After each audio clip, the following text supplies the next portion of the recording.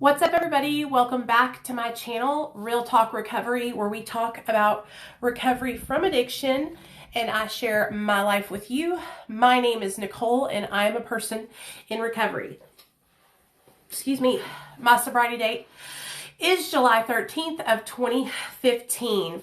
So you guys, just like I promised you, today we are going to talk about the first time I met my husband. So for those of you guys that have not been attending this evening time, story time, I will kind of let you guys know and catch you up to here. So for the last 3 or 4 nights, I have been taking you guys through my story. We started out when I went to prison in 2008, and I'm taking you all the way to the end to where I got sober. Then, after I share that with you guys, I'm going to share with you guys about my childhood and what it was like growing up. So, we have gotten to the point in my story where we're at 2012. September 15th, 2012 is the day I met my husband. So, that is where we're at in my story. If you guys don't mind, share this video. Invite your friends to come watch with you. If you didn't get to watch the last 2 or 3 episodes, you can find them on my YouTube channel, and they're titled, Storytime 2010 through 2012, Storytime 2008 through 2010, etc. So, yeah, and you guys do not want to miss my story times. We freaking have a blast on here. I need you to know, I tell the whole truth and nothing but the truth. I do not sugarcoat it. I share my experiences. And so if you're uncomfortable hearing about real life experiences in active addiction, this might not be the channel for you. I don't hide anything. I am very, very honest and very open about my struggles. So, share the video, invite your friends over to hang out with us, and we will get started on the story in about 5 minutes. So, or maybe 2 minutes. 2 minutes. So that way we're not just sitting here. How was y'all's Monday? My Monday was good. I went out today. I got some sun. I don't know if you guys know, you haven't missed anything. We're just getting started. I don't know if you guys seen, but I was over on the river today. So I got out, I got some fresh air, I was out in the sun. I even think I got a little bit darker. And I'm really working hard on trying to just get out of the house more, walk around and all this stuff. Hey, Chris, I don't want to talk about that. I don't have an opinion on that.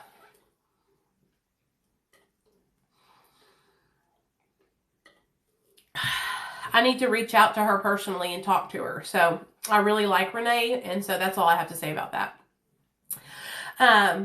Okay, gather around, everybody. Gather around. Gather around the campfire. Get yourself a snack. Get yourself a sweet tea. Get yourself a coffee. Here we go. The year was 2012, baby.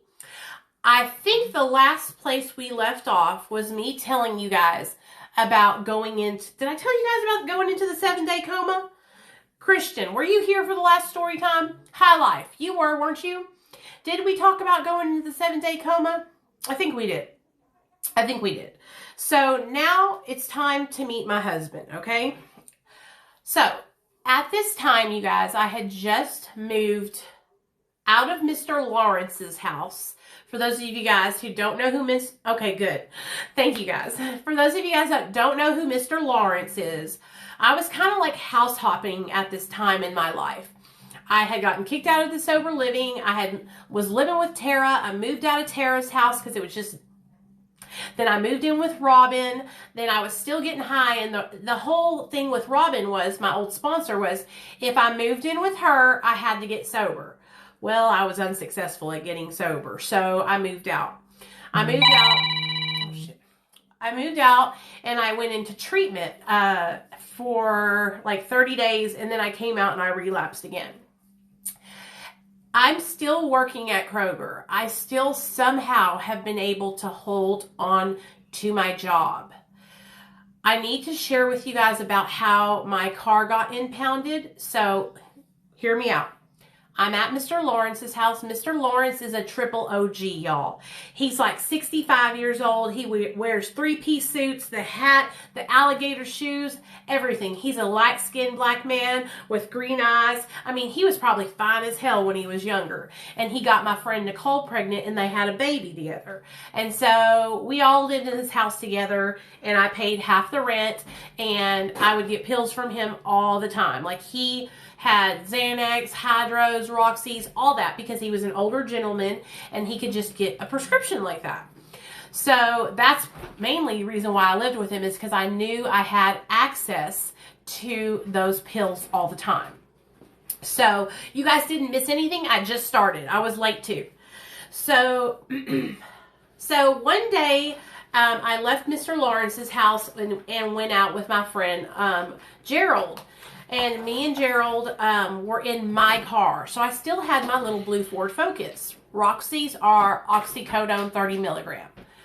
I still had my little blue Ford Focus. So I'm like, hey, Gerald, I'm going to come pick you up. I need to get some Roxy's, and you can come with me. I'll split one with you. And he's like, okay, yeah, let's do it, you know.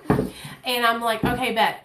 And so I went out to his house to pick him up. Now, for those of you guys that don't know, Gerald lived towards North Little Rock, which is like not a good part of town. It was on Pike Avenue, and so it's just a sketchy area. It's just a sketchy area. Like, the jail is over there, the courthouse is over there. I know what sketchy means. It's sketchy, honey. It's like scary, and it's like when you risk something. It is. It's a risky area. I did not need to be going over there, but I was. You want me to heat those up? Yeah. Okay. Don't expect me to go outside with you not watching me. Okay. Nate, I was watching you out the window. Okay. You show them me skateboarding. No, not right now. Hold on. Let me finish. Nate, this is What part of me skating? Okay, hush. So, sorry guys. So, I will tomorrow, we'll have a whole video of you skateboarding for my people, okay? So, I picked Gerald up, and we were driving to meet my dealer, Z. Okay, and so we got out there, and we met him down a side road right by the car wash. Okay, so we would always meet him underneath the little car wash overhang thing and pick up. And so I bought a couple of Roxy's from him, and we were on our way. You know, I had my supplies, he had his supplies, and we hit the road. So we pulled into the Fun Wash parking lot. Here you go, bud. I think have your dad open up that milkshake. That's hot. Go ahead. How do I get down? I'll help you. Jump. Yeah. Okay, love you. This is hot. I told you it was hot. Okay, now that Nick, I have to wait till he walks upstairs, because I don't want to talk about that stuff in front of him, you know. Okay, here we go. You know I was gonna wait there, but I thought about it. Boy, get your butt upstairs. So, okay. So we pulled into the car wash. For those of you guys that don't know, I was an IV user. So I shot up. So did Gerald. And we both had our own syringes. And for those of you guys that don't know, like, injecting pills is a process. You have to crush up the pills. You have to put the pills in a spoon. Then you have to put the water on there. Then you have to mix it up. Then you have to put heat to it. Separate. It's just it's a process, okay? It's a process. And so we were busy doing our process. You know what I mean? I know, right? That's my son. He's probably listening right now, but you know, he's only 6. He don't know what we're talking about. So it was a process. So we're doing our process, and we're not really paying attention to our surroundings. And so I do my shot, and he does his shot, and we're like finished. We're like, whoop, okay, let's go. And so I'm chilling, like I'm having a good time. We got the music up. He's sitting in the passenger seat. We're having a good time, right? And so we're driving down the road, and the next thing I know, you guys, there was blue lights. Blue lights. Woo, woo, woo, woo. Behind us. And I looked at Gerald, and he looked at me, and he automatically started freaking out and bending over and grabbing stuff and fidgeting around in the seat. And he grabbed a bottle of Xanax out of his pocket, and he threw them underneath his seat, his passenger seat. Okay, I'm driving. All right. I am so cool, calm, and collected. I grab my syringe because I had it in the side of the door, and I take it out of the side of the door and I stick it up in my, my vajay. Okay, and so I'm like, to make sure it's in there nice and good, okay? And so she comes around my side of my car and she's like, I need your license and registration. And so I grab it and I give it to her and she's like, I'm pulling you over because your tags are expired, girl, and you ain't got no insurance. You know what I mean? And so I already knew. I was like, fuck, dude, I should have known better than to be out here. And my dad had been telling me, Nicole, you need to renew your car tags. You need to renew your insurance. You need to renew your car tags. And I was just taking a chance every time I hit the block, y'all. Well, she looked at Gerald from my side of the car over to his, and she was like, I want you to step out of the car and I need to pat you down or whatever. And I was like, shit. And so he got out of the car and she pat him down, and then she said, I saw you throw something underneath your seat.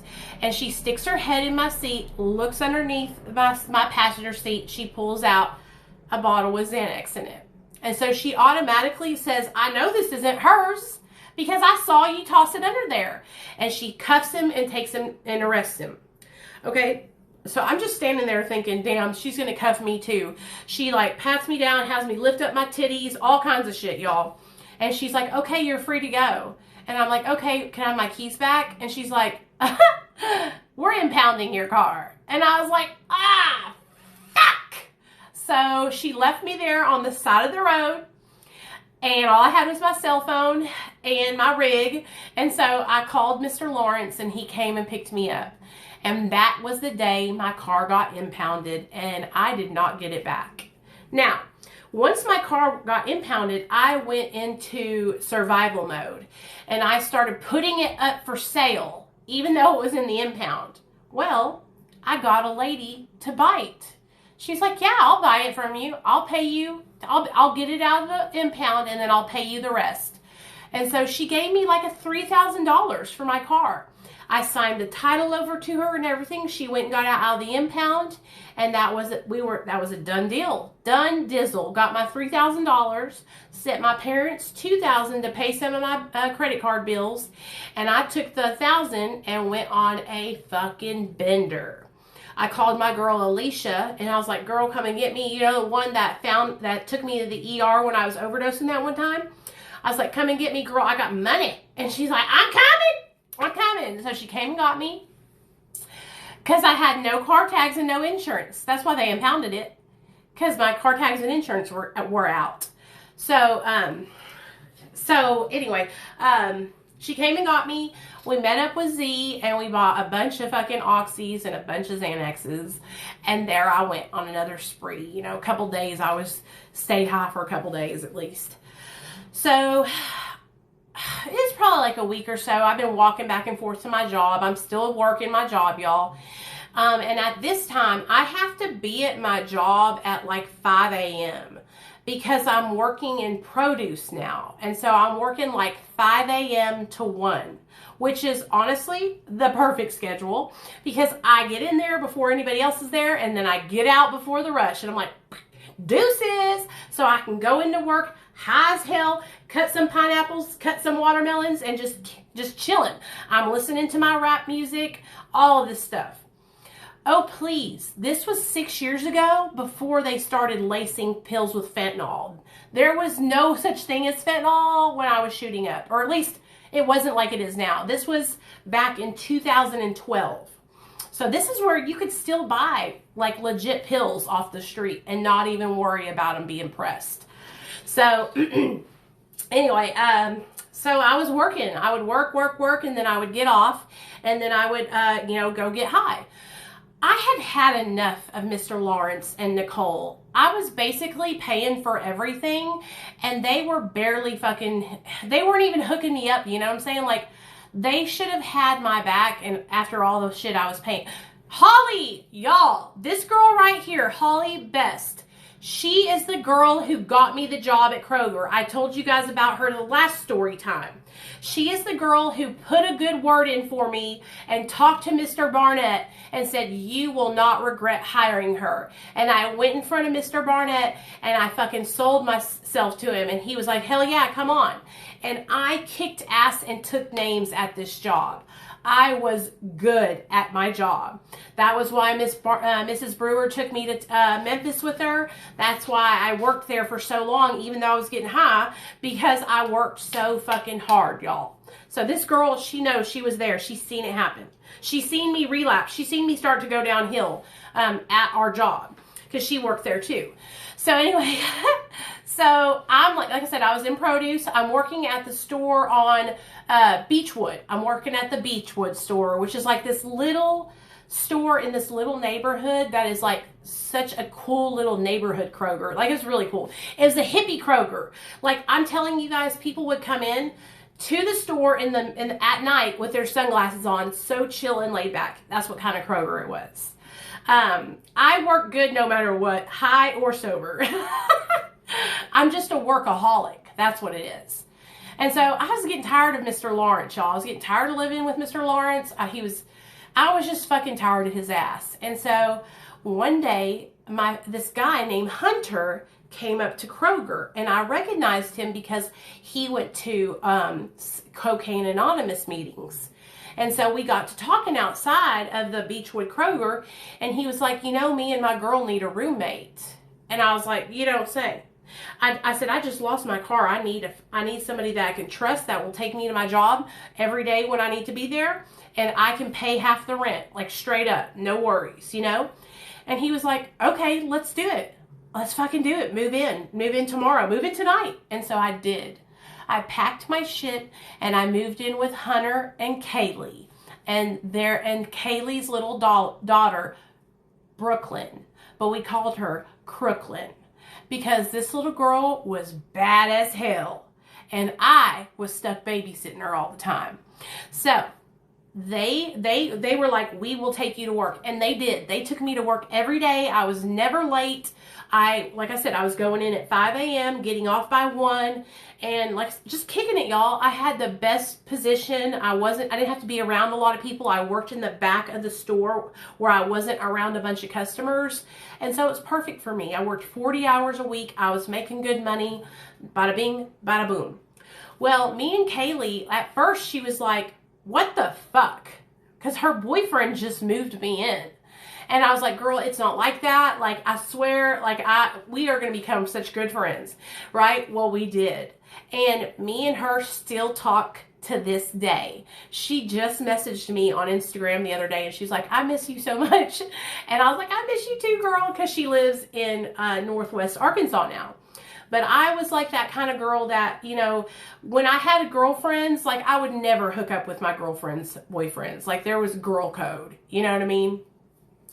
So we all got acquainted and we all got along really good because we were all using drugs. We were all abusing opiates, using methamphetamine, and just really just staying high all the time. And now they have me because I have like a bunch of hookups. So the three of us together, oh Lord, we was a hot mess express, but we stayed getting high. Well, one night we planned a party. One night we planned a party. And so I invited this guy named Casey over. Okay. Casey was a guy that I used to fuck. And when I say fuck, y'all, I mean me and this dude.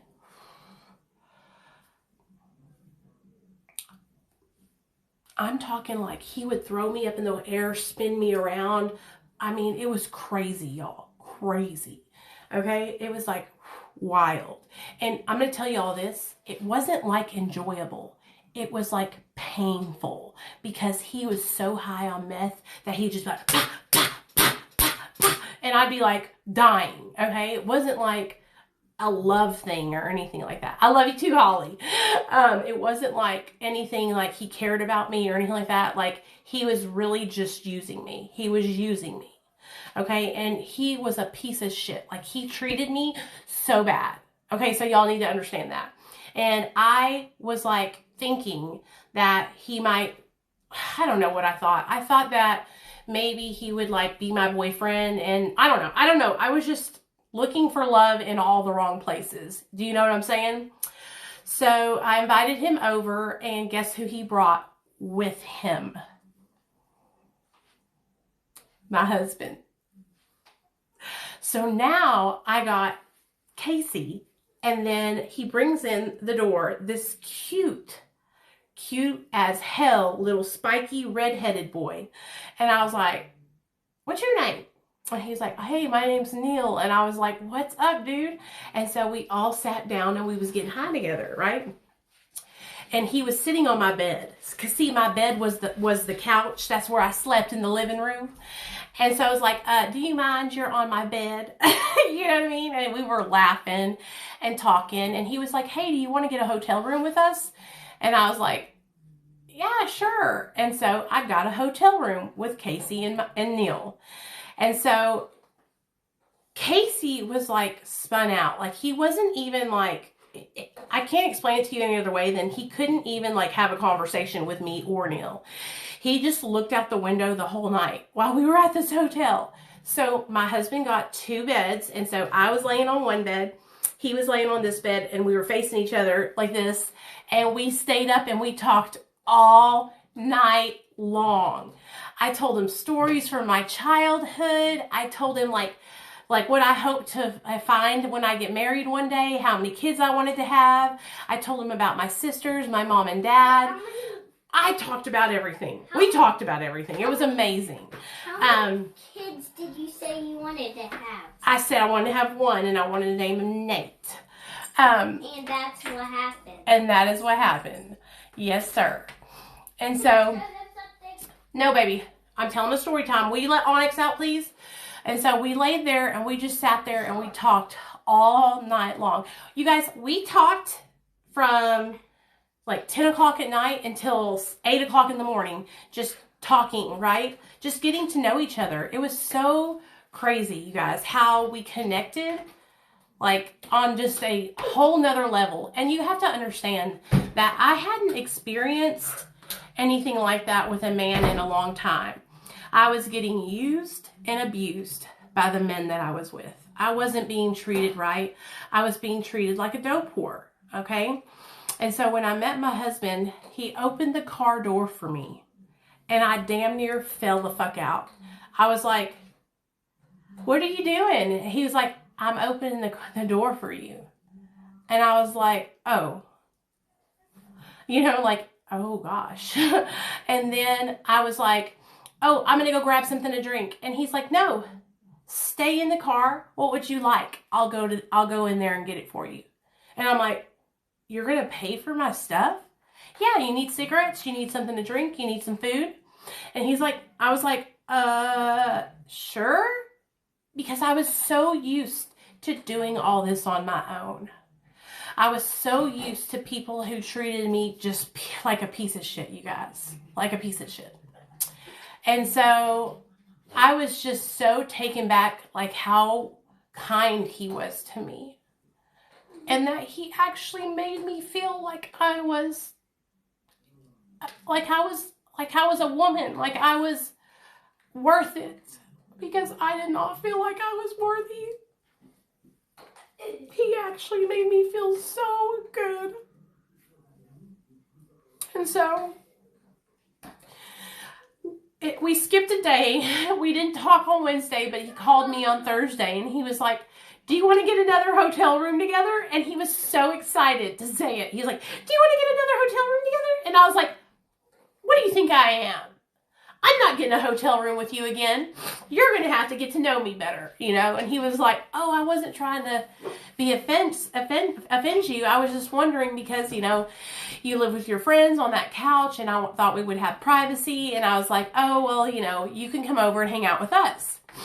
And so he came over, and we took Brooklyn, to the park. So me, him, and little Crooklyn went for a walk, and I'll never forget it. We were walking right by the river, and he put his arm around me. And you know how you feel that feeling where you get like butterflies in your stomach? That's what it felt like. And I knew, like, I just knew that I was never going to be away from him. You know what I mean? Like, I just fell in love with him.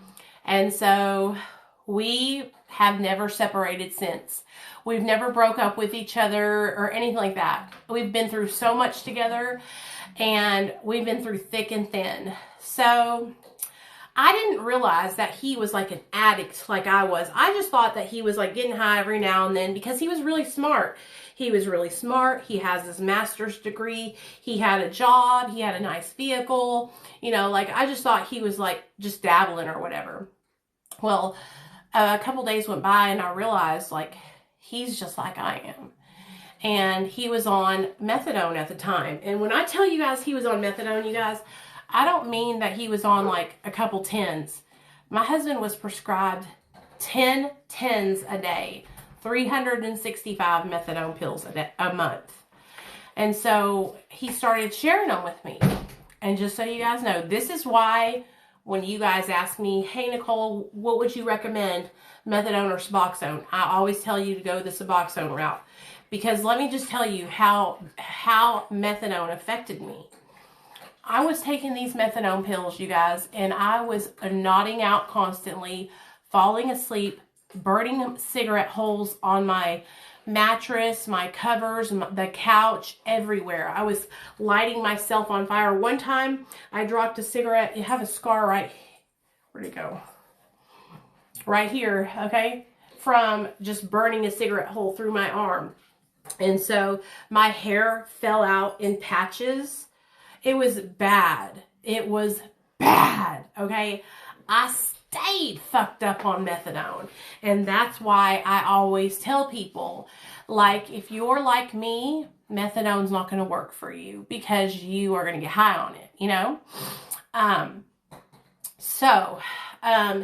Every day I could take like four 10 milligrams, which is 40 milligrams of methadone in the morning.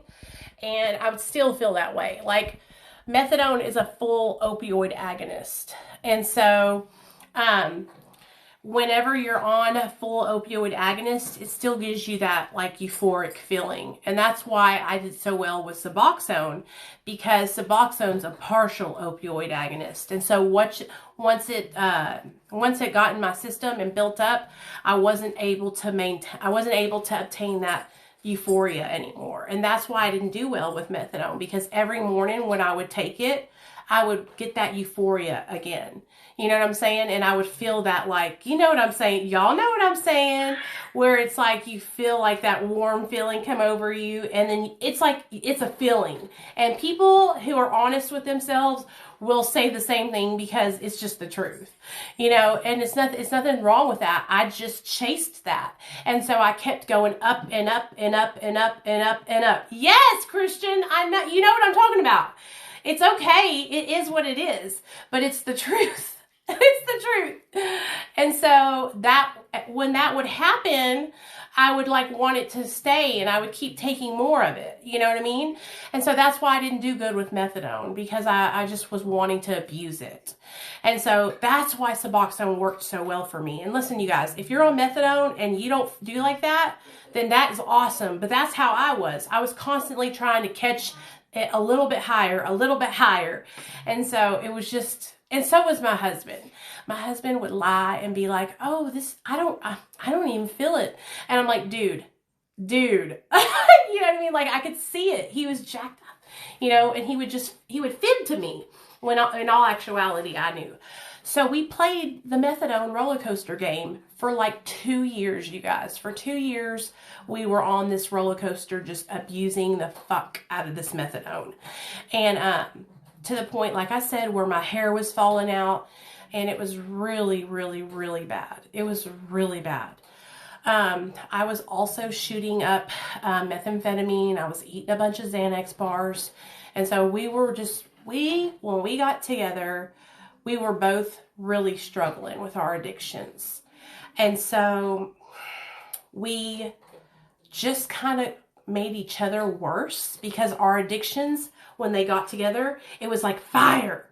So let me tell y'all some stories. So, hey Nate, can you go upstairs with your dad? Because I don't want you listening to this, buddy. I'm sorry. It's grown-up talk, baby. I love you. You're not in trouble. Why don't you take your skateboard with you up in your room? I want to show them something. You guys, Nate really wants to show y'all something. Yeah, it's really hard to get high on Suboxone unless you divert your medication. And what I mean by that is not take it every single day. You would have to stop taking it for 3 to 4 days in a row. And that's really one of the only ways. So that's why I do so well with it. Okay, go ahead, son. Show them what's up. Hey, Apex. What's up, baby? You do that. Go ahead, son. We're watching. Do that. Then you're like... There you go. Keep on going. He wants to show y'all this turnaround thing. We're trying to learn how to balance on our skateboards. We're going to get him a new one, a better one too, so he can have a professional one. Yeah. This is just a practice one. Can get a good one. Okay, come on. Oh, it's okay. You okay? Let me try one more time. Tracy said, is that Tony Hawk? I mean, Nate? Why? Okay, are you going to do it? I know nothing about skating, so don't say that. Are you going to do it or not? Femme Fatale says, wow, Nate, you're doing so good. Christopher says, good job, little man. Everybody's saying you're doing so good, Nate. There you go. There you go. It's okay. There you go. There you go. Good job. I did it. Good job. Okay, say I see you later. Bye. Bye, baby. I love you. Okay, back to the story time. So, it was our first Valentine's Day together. Why do my teeth look so yellow? I think it's this filter. It was our first Valentine's Day together. Let me get this. Oh, that is the filter. That's what it is. Making me look yellow. Okay, there we go. It was our first Valentine's Day together, you guys. And like I said, we was high as hell. High as hell. And I was like, you know what? I want to go to a hotel so we can be alone. So we can be alone and make love. Right? And so my husband was like, yeah. Let's do it. Okay. And we had already like had sex and we were very, very intimate. Like I remember the first time we had sex, I had to hold myself back from saying I love you to him because I was just, every time I felt, he just felt so right to me. You know what I mean? Okay, so anyways, so I was like, let's get a hotel room, but I don't want to pay a bunch of money. Let's get a cheap one. So we drove down to Southwest Little Rock and we tried to get a hotel at the Ritz. For those of you guys that don't know Southwest Little Rock, you will not understand. This is basically the ghetto, it's just a nasty part of town. It's nasty hotels. These are like hotel motels where people like stay one night and, you know, it's bad. And so we walked in and we were like, hey, can we get a room? And the guy was like super fucking rude and was like, no, you can't have a room. And so we were barred out on Xanax and I got pissed. And I was like, fuck that shit. And so I ran out to the truck. We drove a silver Xterra and I grabbed my husband's gun. And I walked in there high on benzos, waving this gun around at this guy. Well, he grabs a fucking shotgun from behind the counter and sets it down on the table and says, if you don't get the fuck out of here. And so we ran and I tore my shirt off and tied it around the license plate of the Xterra. We jumped in the car and we skirt out of there. So it is raining outside and we go skirt to get on the interstate. I swear to you guys, the whole truck goes in the middle of the on-ramp. I was so scared I thought we was going to die. But we didn't die. And we ended up driving out to North Little Rock by the airport and getting a badass, really pretty hotel where we stayed and we like got high all night basically. And so we were wild together, you guys. We were wild. It was like we would get so high and then he loved me so much that he wouldn't tell me no. And then I would just be wild as hell. You know what I'm saying? And so that was what we did. We were wild. And so I remember the next morning when we checked out of the hotel room, he took me to this like park that's kind of far out, and he taught me how to shoot. And I was shooting the gun, and I was hitting right on the target, and he was like, wow, you're a natural. And that's when I told him the story. I was like, well, you do know that like the mafia runs through my blood, honey. My dad, my last name is DeMayo, and if y'all don't know about the DeMayo crew, then you need to look it up. So back in the day, in the mafia days, there was this guy named Chris DeMayo, and they would hide out in this place called the Gemini Lounge in Brooklyn, and they would lure guys there that they had, you know, beef with or whatever, and then Chris would chop their bodies up in the bathtub. And so it's a whole thing. There's this book I read called For the Sins of My Father by this man named Albert DeMayo. And he writes about his dad, who was a famous capo in the Gambino crime family. And so, anyways, that's just a little bit of history for y'all. And so I was like, don't you know it's in my blood? Pap, pap, pap. And so we're just like falling in love with each other deeper and deeper. Well, it hasn't even been a year since we met each other. Probably like maybe 2 or 3 months, and he takes me to meet his parents. Oh my God. Let me just tell y'all about this. So we all went out to eat at this restaurant called El Portone, which is a Mexican restaurant here in Little Rock. One of my favorites. And so it was me, Neil, his friend Corey, and his parents. And we were all, you know, sitting together talking. We ordered drinks and we were having a good time. The next thing I know, his dad looks at me and he's like, what do you want with my son? I was like, what do you mean? He's like, what is your motive? Why are you dating my son? And I said, sir, I love your son, and I want to get married, and I want to have a family, and I want to be just like my parents who are still married too. So let me explain to you guys. No, we were just like on some Xanax, but it wasn't really like noticeable. You know what I mean? So we actually kind of cleaned up our acts to go out to eat with his parents. And so, you know, his dad was very protective over Neil. Neil's dad actually passed away after we got sober, and he got to see both of us get sober. But both of his parents, they knew that I was really bad on drugs. And so they were trying to protect their son, you know. A lot of the problem is, too, that Neil's parents never took responsibility. They always wanted to blame his addiction on someone else. And so when me and Neil started dating, they wanted to blame his addiction on me. When I met my husband, he was shooting up, okay? Him and I, hey girl, hey Muffy, we were both in active addiction. So he didn't need me. I didn't make him any worse. We were both in active addiction. We were both sick. And so, but his parents never like really, they're the kind of parents that were ashamed of it. And they always wanted to cast blame on someone. You know what I mean? And my parents were not like that. My parents took full responsibility, and they kicked my ass out, and they did not enable me, is what I mean. They did their part. They tried to help me. They know that it wasn't their fault that I became a drug addict, but they weren't ashamed of me. You know what I mean? Like, they didn't shun me. They didn't tell me not to tell anybody that I had an addiction. And my parents, you know, held me accountable. They were amazing. But Neil's parents were really ashamed that he was an addict. And so anytime we would talk about it, they didn't want to talk about it. They just wanted to act like it wasn't happening. And it was the strangest thing to me, because I had come from a family where we were talking about it, and my parents knew. They would ask me all the time, like, why don't you stop? You've been to treatment this many times. You've been to prison. When is it going to stop? You know, we would talk to each other. No, Neil's parents just wanted to act like it wasn't there. And so when I came into the picture, they were like, it's all her fault. It's all her fault, right? And I was just like, I wasn't going to have that. And so I'm the kind of girl, like, I stood my ground. So first, let me tell you. So his dad says, what are you here for? And I cried. I started crying at the dinner table. And I was like, I just love your son. Like, what the fuck? And I was so upset. And I left dinner so upset.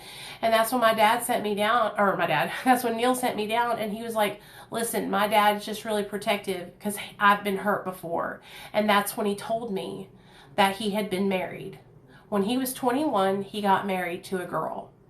They went to college together, they ended up falling in love, and they got married. This girl cheated on my husband with his best friend, and she ended up getting married to his best friend. Now, my husband was not innocent because my husband was lying to her about his pill addiction, and she was finding his pills hidden in his truck. And so they were having issues because my husband had an addiction and he wasn't being honest. And then she was seeking comfort in his best friend and ended up cheating on him with him and getting married to him. And they're still married to this day and have kids. And so when I met my husband, you guys, he had just come out of that marriage, or he had been out of that marriage for like 5 to 8 years, but he was still just having a hard time because she fucked him over bad. She fucked him over with the bills. She left him with all the credit card debt. She just fucked him. And so my husband had to work his way out of this debt, and that he didn't have anything to show for it. She took the house, she took the furniture, everything. They had no kids together or anything like that. And my husband he just wanted to do away with it and just be done with it. So he just agreed and walked away. And so they were worried that I was just going to come around and use my husband and then hurt him, And so I understood that. And I was like, that's not what I'm about. And I told him, I was like, I am a drug addict. I have been to prison. I don't want to be a drug addict forever. I'm trying to change my life. And I would. And they would watch us. Neil's parents would watch us try to get sober. We would go through withdrawal. We would be miserable. And then we would do good for a couple weeks. And then we would go out and relapse. And so they were watching us go through this vicious cycle. So I'm still living at Kaylee and Hunter's house, okay? And so I'm like, it's time for me to move out. Like, my husband is sleeping over on the couch with me every night, you guys. We were pushing the couches together and sleeping in the living room every night, and he was taking me to my job at Kroger. Well, one night we had stayed up really late, and we had been shooting meth and just being up late. And so the next morning when I woke up, or I didn't wake up, the next morning came around and I had been awake all night. I was real skeezy, right? Oh yeah, Crooklyn was in the bedroom with her mom and dad. Me and Neil slept in the living room, and she slept in her own room, and then her parents had their room. And so the next morning when I got up, I was like, I can't go to work like this. I cannot go to work like this. Like, I'm skeezy. Like, I've been up for a couple days on meth and I'm looking crazy. And so I had some Xanax bars. And so I gave my husband 2 and I took 5. Nothing but a thing. And he dropped me off at work at 5 a.m. So I go into my job, y'all, and I am hustling. I'm in there, I'm cutting fruit, listening to my music. I got my ear thingy in, and then I got to pull the milk. This milk is on this huge thing that you pull out, like a dolly, but it's really long. And so I pull out all the milk, and I'm having to stock milk, right? The almond milk and shit like that. And so I'm stocking almond milk. I'm whistling while I work. Okay, I'm doing my thing. And I think I'm doing my thing. And then my boss comes and taps me on the shoulder. And he's like, are you okay? And I'm like, I'm good. Just working this milk out, baby. Just working this milk out. Go back to what I'm doing. Apparently, I wasn't doing as good a job as I thought I was. And I was slurring my words real bad. And I was kind of falling all over the place. And so he made his rounds again. And he said, hey, listen, I need you to come upstairs with me. And I was like, okay. And so I went upstairs, and that's when we saw the big boss, the main boss. And he goes, Nichole, we're going to drive you down. You need to take a drug test. A drug test? What you mean, a drug test? I said, okay, sure, yeah, I'll take a drug test. So I jumped in the back of the car with him, and we rode out to the drug testing center. We get there, and that's when I looked at him. I said, I ain't taking that fucking drug test. High as hell off Xanax Mars. I was like, y'all can take me back. I'm not taking that fucking drug test. And so they took me back to work, and I was like, I'll go home. And I just went home, right? I called Neil. He came and picked me up, and I was like, dude, I'm going to lose my job. Now, mind you guys, Kroger had already sent me to rehab once. Okay, they helped me once before. And so this time is like their last straw. They're kind of done with me, you know. Mr. Matlock wasn't going to give me another time to go to treatment. And so 2 or 3 days went by, and I went up there and I went upstairs to talk to Mr. Matlock, and he was like, we're just going to term you, you know, and I'm sorry that it had to be like this, but we really hope that you get sober, Nichole, because you're such a fucking good worker. You're such a good person. But when you're like this, we can't have you around. You're a liability. You're a liability. And I had been a liability for a long time. For the last year and a half, I was out of my mind, high at my job, frying chicken, talking to people that weren't there because I was so high, just out of my mind. And so I totally understood. I was like, you know, I understand. And I left with my tail in between my legs. And I was like, fuck, I have no job. I can't pay half the rent at Karlea and Hunter's house. Like, I'm fucked.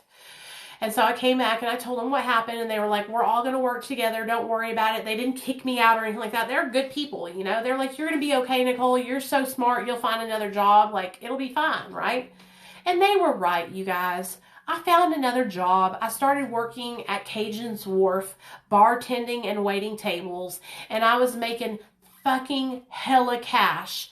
$300 or more Thursday, Friday, Saturday, and Sunday nights. So I'd pull like $1,200 every weekend. So it wasn't nothing but a thing. And so this new lifestyle, this new job where I can like go to my job and be blazed and like wait on people and fucking kick it, it was great. I loved it. I loved it. But I wanted to have my own spot, and so did Neil. Like, we wanted to get our own place, right? And so this is where we entered into the high rise on University Avenue. The place where I told y'all that it smelled like crack 24/7, 7 days a week, because everybody was smoking crack. Everybody in that fucking building smoked crack. I swear to y'all, it was bad. It was a big high rise, like 13 or 14 feet, or 13 or 14 stories high. And me and Neil moved in on the 7th floor. So we had us a 1-bedroom efficiency. You walk in, there's a little kitchenette thingy, a big ass living room, and then a bedroom and the bathroom, the bathroom, the tub and the shower and the toilet. Why did we move there? Well, I wanted to move out of Karlea and Hunter's house because I was sleeping on the couch there in the living room, and it was not comfortable. So me and Neil didn't have like our own privacy there. And that was one of the main reasons why we wanted to get out of there. Another reason was they were always leaving me to babysit their kid. No offense to them or anything, you know. It's part of it when you're living with somebody else. But I felt like I was getting taken advantage of, you know, like I was taking care of their kid all the time, you know.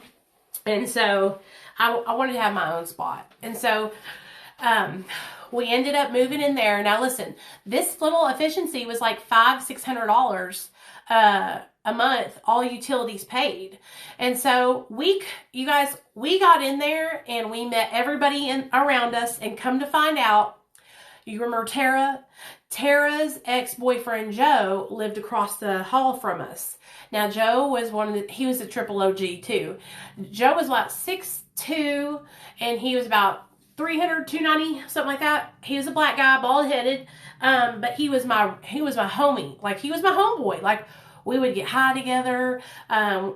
He would wait for me at night when I would get off work and outside the high rise, so I didn't have to walk in by myself. Like, I trusted him. I trusted him. He was the kind of person, like, I could fall asleep with him in the house and I wasn't worried about him doing shit. You know what I mean? Him and his cousin would come over to our apartment all the time and just kick it in the living room, and they could stay the night if they wanted to. I didn't care. And so, I wanted to have my spot, so we moved in there. Now, Neil started out with me. He moved in with me, okay? And it's so funny, you guys. All we had was an air mattress and a screen TV and our clothes. And let me just tell y'all, we just started getting high. We started getting high. I was getting high 24/7, 7 days a week. I would get high before I went to work. I would get high when I got off work. Now, I'm trying to remember why Neil moved out. What happened? This is a period where his parents were like trying to influence him to leave me, basically. And so they were like, you need to come back home and, you know, stay with us so you can get up and go to work. Something had happened. Oh yeah. We had a car accident. So, you know, Neil had a really nice silver Xterra. And we were out one night and we had been, you know, smoking crack and doing pills and all that shit. And we were out one night and we were on the interstate. We were driving on the interstate and I don't know what happened, but this guy in front of us just stopped on a dime, like, and we just barely tapped him, but we hit him. And so instead of pulling over, my husband went around him and went and left the scene of the accident. Well, I don't know if y'all know this, but on the interstate, they have cameras and all that. And so it wasn't nothing but a thing for them to find us. And so when his parents got this letter in the mail, because it was like their insurance and shit, they were pissed. And so to appease them, Neil moved back in with his parents and I stayed in the apartment by myself. Now, what this meant was, baby, I was kicking it 24/7, 7 days a week. You're not going to be here with me. I'm going to stay getting fucked up. And that's what I did. Every day he would come and pick me up and take me to my job at Cajun's Wharf, Neil would. He would drop me off and then I would go in and work and make hella cash. But I didn't get off until like 2 a.m. because Cajun's Wharf, it would be like a restaurant and then we would turn into a club at night where we had live bands, dancing, all kinds of shit. It was a lot of fun, y'all. And so I would be there until like 2 or 3 in the morning. And then I would hitch a ride with one of the girls. They would drop me off at my apartment and Joe would wait outside for me and we would walk up together. I'm going to tell you why Joe waited up outside for me. Because he knew I had that money and he was a crack addict. And so we get a whole bunch of crack and we would just smoke crack all night, y'all, in this fucking apartment building. Now, let me tell you what happened, because we did this all the time. You got to remember, too, I'm taking the methadone. I'm smoking the crack. I'm eating the benzos. I'm just doing so much. My hair is falling out. Like, when I tell you guys, I had these huge bald spots. Bad, to where I had to part my hair like this because I had bald spots all over my head. I probably weighed like 120 pounds. I had deep black circles under my eyes, pick marks all over my legs, pick marks all over my jawline because I would always pick at my face right here, like little hairs and stuff. And so I look crazy, but I think I look great. Okay, I think I look great. One night, we had been smoking all night and we both got really, really fucking scared. And so I looked at him, he looked at me, and we pushed every bit of furniture I had. My bed, the little air mattress bed, my dresser, the TV in front of the door. Because I swore to God that the police were coming. I sat there and I looked under the crack of the door for hours waiting for the police to come in. They never came. Okay, they never came. But that was what I would do. That I was smoking crack every single night when I got off work, you guys. It was really, really bad. But this apartment building was just like, it was so depressing living there, you guys. I would go to bed at night and I could hear a woman screaming, fighting with her boyfriend. Like, it was just such a scary, dark, dark time of my life. One time I had done too much methadone, too many Xanaxes, and I had gotten up out of a nod and I took all my clothes off, okay? I was bucking naked. Yes, oh please, because I only worked Thursday, Fridays, Saturdays, and Sundays, so I just worked the weekend. Why do you get pick marks? Sorry guys, trying to educate myself. Okay, so Miss Patricia, what would happen is I would start to get itchy and stuff from taking the opiates, the methadone, Or I would get in the mirror and start looking at stuff and thinking that it was something else, and I would pick at it and squeeze it. So it was either when I was really high on methamphetamine, picking and squeezing at stuff that wasn't really anything, or itching so much. And that's what would happen. One time I itched my nose so much, you guys, on the couch cushion that it was raw on the tip of it. From like carpet burn, basically, is what it looked like. Okay? Oh yeah. So I had taken too much methadone, which is an opiate, and some pills, some Xanaxes, and I had been smoking crack. And I woke up out of a nod, and I took all my clothes off. Okay, I was bucking naked. Okay, and I went and I opened the front door of my apartment. Now, mind you, it's like a hallway, and there's a set of stairs, and then there's an elevator. Okay, and I opened the door, and I am just fucking, like, my eyes, this is what I look like when I'm on methadone. All you can see is the whites of my eyes. That's what I look like. Okay, so I'm like this, walking around. And I walk into, there's this little alarm box that sticks out of the wall. And it's right beside my door. Love you too, Mindy. And so I walk into this so hard. Bam! It knocks me out. I fall on the ground, pee myself. That's how hard I hit this thing. And I'm laying there naked. Well, Joe and his cousin walk by my apartment door and see me there. And they pick me up, put me in my bed, and cover me up. And sit there in the apartment and wait till I wake up. A couple hours later, I wake up. And they're sitting there and they're like, girl, go get your clothes on. Do you know what happened? And I was like, no. And they're like, you knocked yourself out. I had a black, like I hit myself so hard right here. I had black eyes right here like that. And so I was like, damn, man, thank you so much for watching after me. And that shit happened a lot, where I would be so fucked up that I would be walking around in a trance. Okay, and so people watched out for me, you guys. I had people that looked after me, and I'm so grateful, because I could have gotten raped, I could have gotten murdered, anything bad could have happened to me, you know? But they watched after me. I'm telling you guys, like, God was also watching after me, because I was so messed up at this time, so messed up. You know, and Neil was at his parents' house. I was calling him, crying, because I wanted him to stay with me. It was so hard, you guys. It was so hard. So eventually, I lost my job at the Cajun's Wharf. I went into work one night.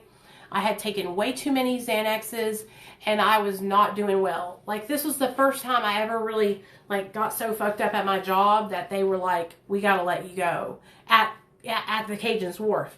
The sad thing about it was the guy who hired me was a college friend of my husband's. So I was so embarrassed because I got fired. Here you go, Jana. I was so embarrassed. I felt so bad because I got fired, you know. But so I lost that job. And so now I can't pay for the apartment. Okay, I can't pay for the apartment. And I eventually stopped paying. Okay, so I stopped paying, and then I stopped paying for 30 days, and then they put an eviction notice on my door. And so, that's when me and my husband moved in with our friend Chris. Now, Chris lived all the way out in Benton, which was like 45 minutes away from his parents' house. And so, we moved into this little house with him. And then we eventually got a trailer with him. But it was only like a 4-month time period where I wasn't working. Neil was the only one working. And we were kind of living with this guy. But it ended up not working out. We ended up moving into the trailer with him. And one night my husband just had like a psychotic break. He smoked too much crack. He had been up for too many days. And he was trying to kill himself. And I was freaking the fuck out. Like, I was scared. Now, for one thing for you guys to know is that I've never, ever tried to kill myself. Like, I've never tried to take my own life. Sure, I've done a lot of drugs and probably could have killed myself, but I've never gotten to a point where, like, I was trying to do that, you know? But my husband, he really struggled with debilitating depression, and it got really bad because we were using drugs, and we are good people. We were sick. We knew what we were doing was wrong, and we knew that we had potential to be better. We're both really, really fucking smart, but we were just so sick. And so when Neil did that, his parents found this treatment center in Pocahontas, Arkansas, and they were like, you know, Nichole, he needs to go to treatment. This is his life, and we don't want him to die. Kind of like just like acting like I wanted him to die. You know what I mean? But I was like, I understand. You know, I totally understand. And so I said, I'll be there to support him, and I'll go stay at my mom and dad's while he goes into treatment. And so that's what I did. I went and stayed with my mom and dad for 2 weeks while he went to this treatment. Now, you guys, this treatment center was faith-based. They had no medical help, nothing. Okay, so he was just in there detoxing, cold turkey, feeling like shit. Well, he did good for the first 2 weeks. He made it. After that, he said, fuck this place, I'm out of here. And he left and he came back home. Now, when he came back home, his parents were really upset that he left. But, you know, I tried to explain to him, like, he's coming off of a lot of drugs, and it's hard, you know, it's hard to just go out there away from your family, away from everybody. It was like a free treatment center. It was just not a good spot for Neil. Neil needed mental health help too, okay? What were my thoughts when I started taking harder drugs? I mean, honestly, I was just curious, and that's how I got hooked to him. So he came back out, and this is when I moved in with him and his mom and his dad. Okay, so his parents were kind of done fighting the idea of me being around, like I wasn't going anywhere. And so they allowed me to move into their home with them, which I was so grateful. Neil's parents, although they were hard on me and they kind of gave me a hard time, it was because I was on drugs and they were trying to protect their son, even though their son was a drug addict too. It's just a parent thing, and now that I'm older and now that I'm sober, I can understand that. So when they let me move in, I was like, don't worry, I'm not going to let you down. I'm going to get a job. And I did. I got a job. I was giving them my paycheck, you know, and I was trying to stay on the straight and narrow. We both were, you guys, but we would stay sober for a couple of weeks or a month, and then we would relapse.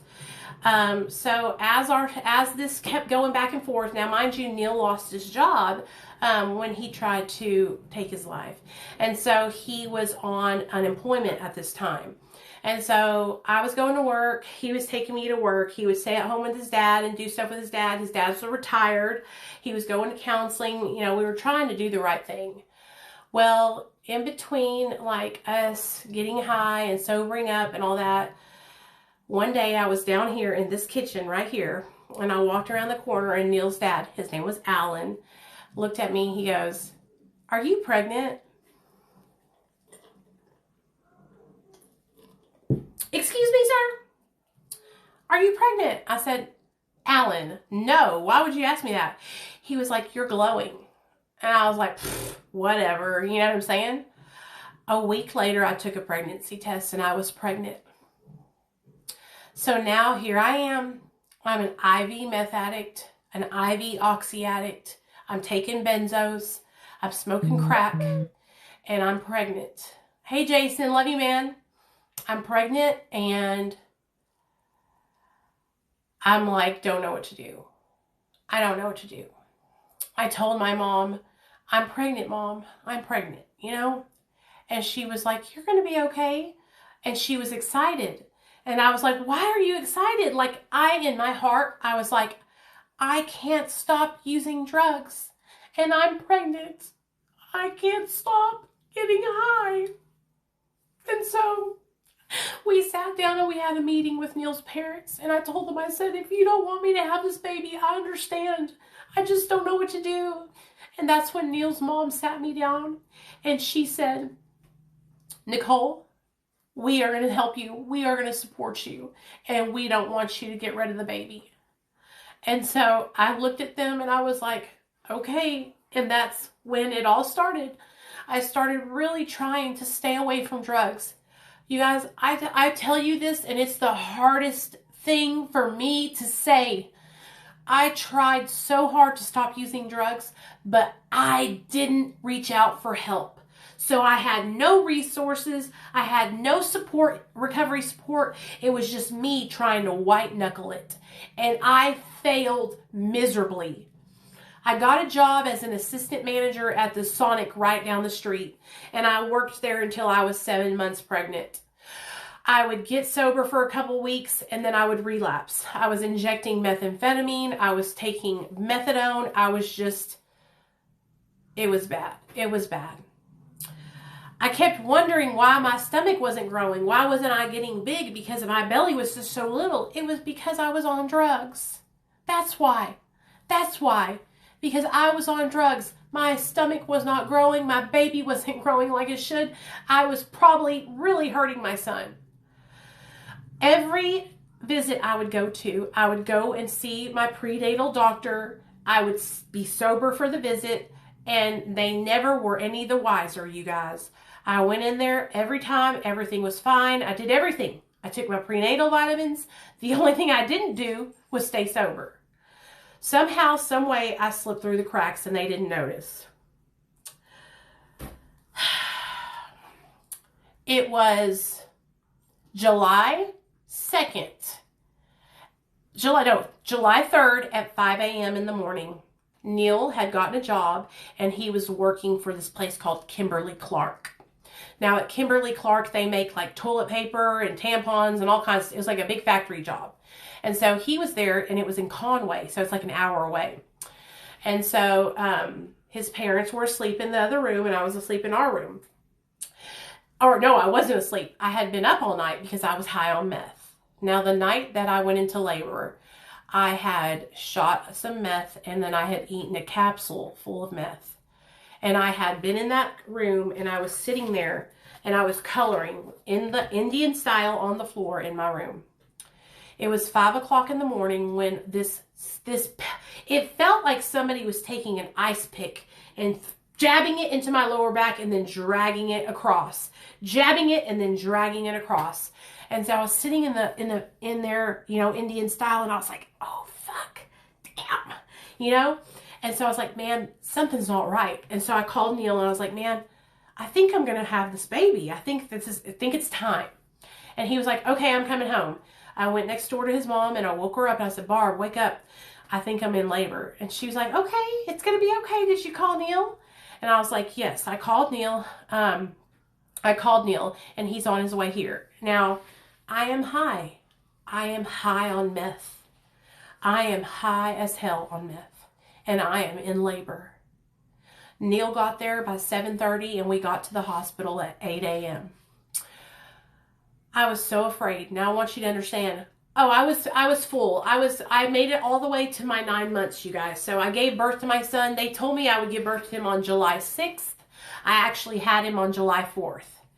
So my mom had known that my due date was July 6th. So she had flown in from New York. And that's why you guys don't hear me talk a lot about my mom at this time, because my parents had moved to New York. Because my addiction had gotten so bad, my dad was going to have a heart attack.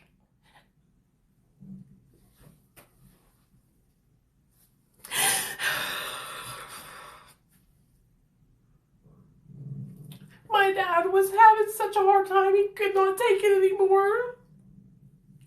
And so my dad retired and they moved to New York because they had to get away from me because I was just so bad off that I was killing my family.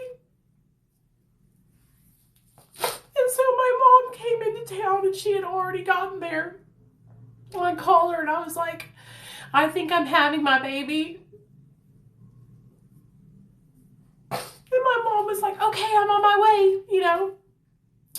We got to the hospital and it was 8 o'clock and they took my vitals. They gave me a urinalysis, all that kind of stuff, right? And they checked me. They had me up on the bed at the stirrups. And the nurse looked at me. She goes, baby, you're only dilated to 1. And she was like, you can stay here and we'll keep an eye on you. And I was like, no, because here I am. I'm high. And I'm like, no, can I please go home? Can I please go home? And she was like, you can go home and just come back when you're more dilated, right? And so I said, okay. And so we left and we came straight back to the house. I called Tara. Tara came over, and then the labor started.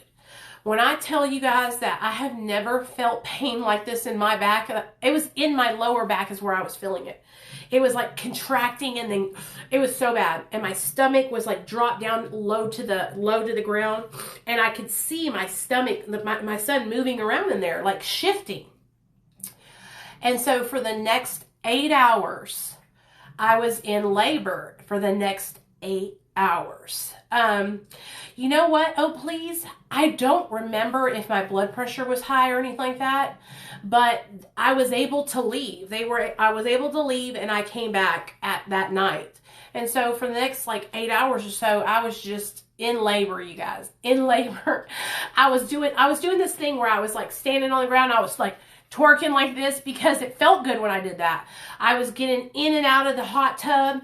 I was taking hot showers, hot tub. I had bruises across my back where I had my mom banging on my back because it just felt good when she did that.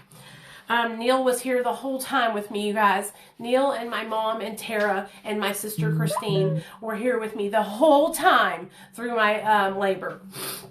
It was 8:30 at night, and I looked at my husband. I was like, I think it's time.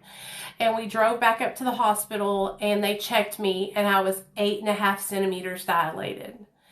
They said, get in here so we can give you an epidural, girl, or else it's going to be too late. And so I went in the little office room where, you know, the bed is at, in the ER room, or labor and delivery, and they gave me the epidural. Woo, doggy. When they gave me that epidural, I thought I had just seen the light. I was like, this is where I need to be. This is where I need to be. It was great. It fucked me up. It made me feel like I could calm down a little bit, you know, because I was so skeezed out because I had been up for like 4 days. And so now it's starting. Like they have me on the bed, and they have my legs up, and we're working on pushing. You know, they're taking my vitals. Now, at this time, this is where shit started getting sketchy. At this time, my blood pressure started to skyrocket. And my baby, Nathaniel, started to drop. And so they had to give me a shot of some kind of medication that, like, helped it go up. And so it was really scary because they were like, I thought they were going to have to do a C-section on me. And so it was a scary moment. But they gave me that shot of that medication, and Nathaniel's heart rate became normal again. And then we went back to pushing. I probably pushed for like 3 hours or so. It wasn't too long, you guys. And Nathaniel was born at 1 a.m. on July 4th. And so when he came out, I remember they grabbed him, and they just cleaned his little mouth out, was wiping him down, and all of a sudden you hear him. You know, now I was trying to I was so happy that he was okay. I looked over and I saw that he had hands and arms, head, and he had a whole body. And I was just like relieved that he was okay.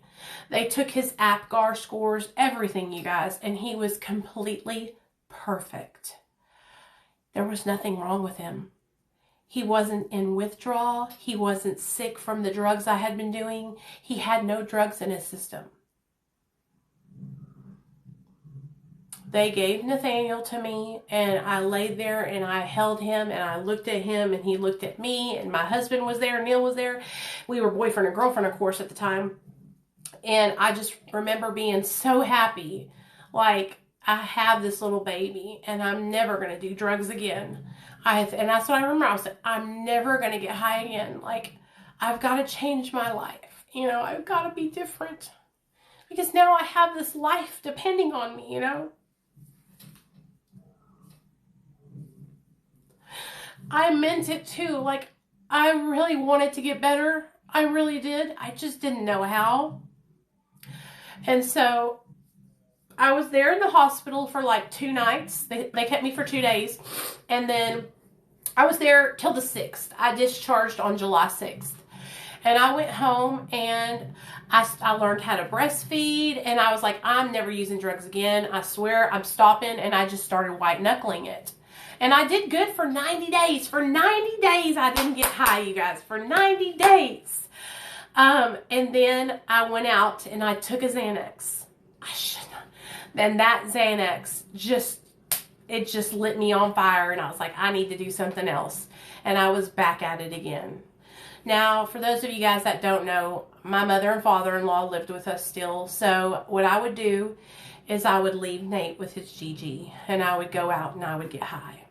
And I did that for the next year. For the next year, me and my husband would relapse, sober up, relapse, sober up, relapse, sober up, when we would leave Nate with his mom. And that was wrong, you know. I shouldn't have been doing that, but that's what was happening. And one day, I had been over at Tara's house, and me and Tara had been getting high together, and she owed me money. And I was like, bitch, I need that $30. And she didn't want to give it to me. So I called her boyfriend and said, hey, will you pay me the $30 that Tara owes me? He said, sure, come and get it. He was a police officer. And so I said, okay, I'll meet you at the food store. It's like a Whole Foods. And he's like, okay. And so me and Neil went and got the $30 from him. Not even 20 minutes later, Tara called me, cussing me out. And then that's when she said, I'm going to call CPS on you. And I was like, no, you won't, bitch. And I just hung up on her. You know what I mean? Yeah. Let me tell you about how she met him. She met him because of me. One night we were high as hell at Walmart on methamphetamine, me and her. And she looked over and she saw him and she thought he was high. So, you know, y'all want to know what I did? I said, Mr. Officer, Mr. Officer. And I called him over to us. I was like, my girl wants to hook up with you. She wants to talk to you. Just like that. I had warrants for my arrest, and I was like, Mr. Officer, Mr. Officer. And so, yeah, I have never been one to be afraid or ashamed or embarrassed. And so that's how she met him, and they had been dating ever since. I still think they see each other. And so she got pissed at me, and she called CPS on me. Now, they came to my house, and I guess they came like 2 or 3 times, but I wasn't there. And then they left a note on the door. And when I got that note and I seen it was from CPS, I knew right then, I knew she had called them, and I knew that the jig was up. I knew that shit was about to hit the fan. They asked me to bring my son and myself down to the office. And you guys, I didn't have a car or anything. Like, Neil was my transportation. Neil was at work, so his dad took me down there. And that's when they drug screened me right there at the office, and I failed for opiates and benzodiazepines. Luckily, all the meth had gotten out of my system. Because here, back then in Arkansas, if you had meth in your system, they automatically took your kids. And so the lady looked at me, she goes, well, you don't have methamphetamine in your system, so don't worry, everything's going to be okay. You'll just have a case opened, right? And we'll have to drug test you, from now on, and you'll have to go through that case. And so I was like, you know what? Maybe this is for the best. I looked at Neil's dad and I told him what happened. I was like, we need to get better. We need to change our life. So it's going to be okay. You know what I mean? Like, everything's going to be okay.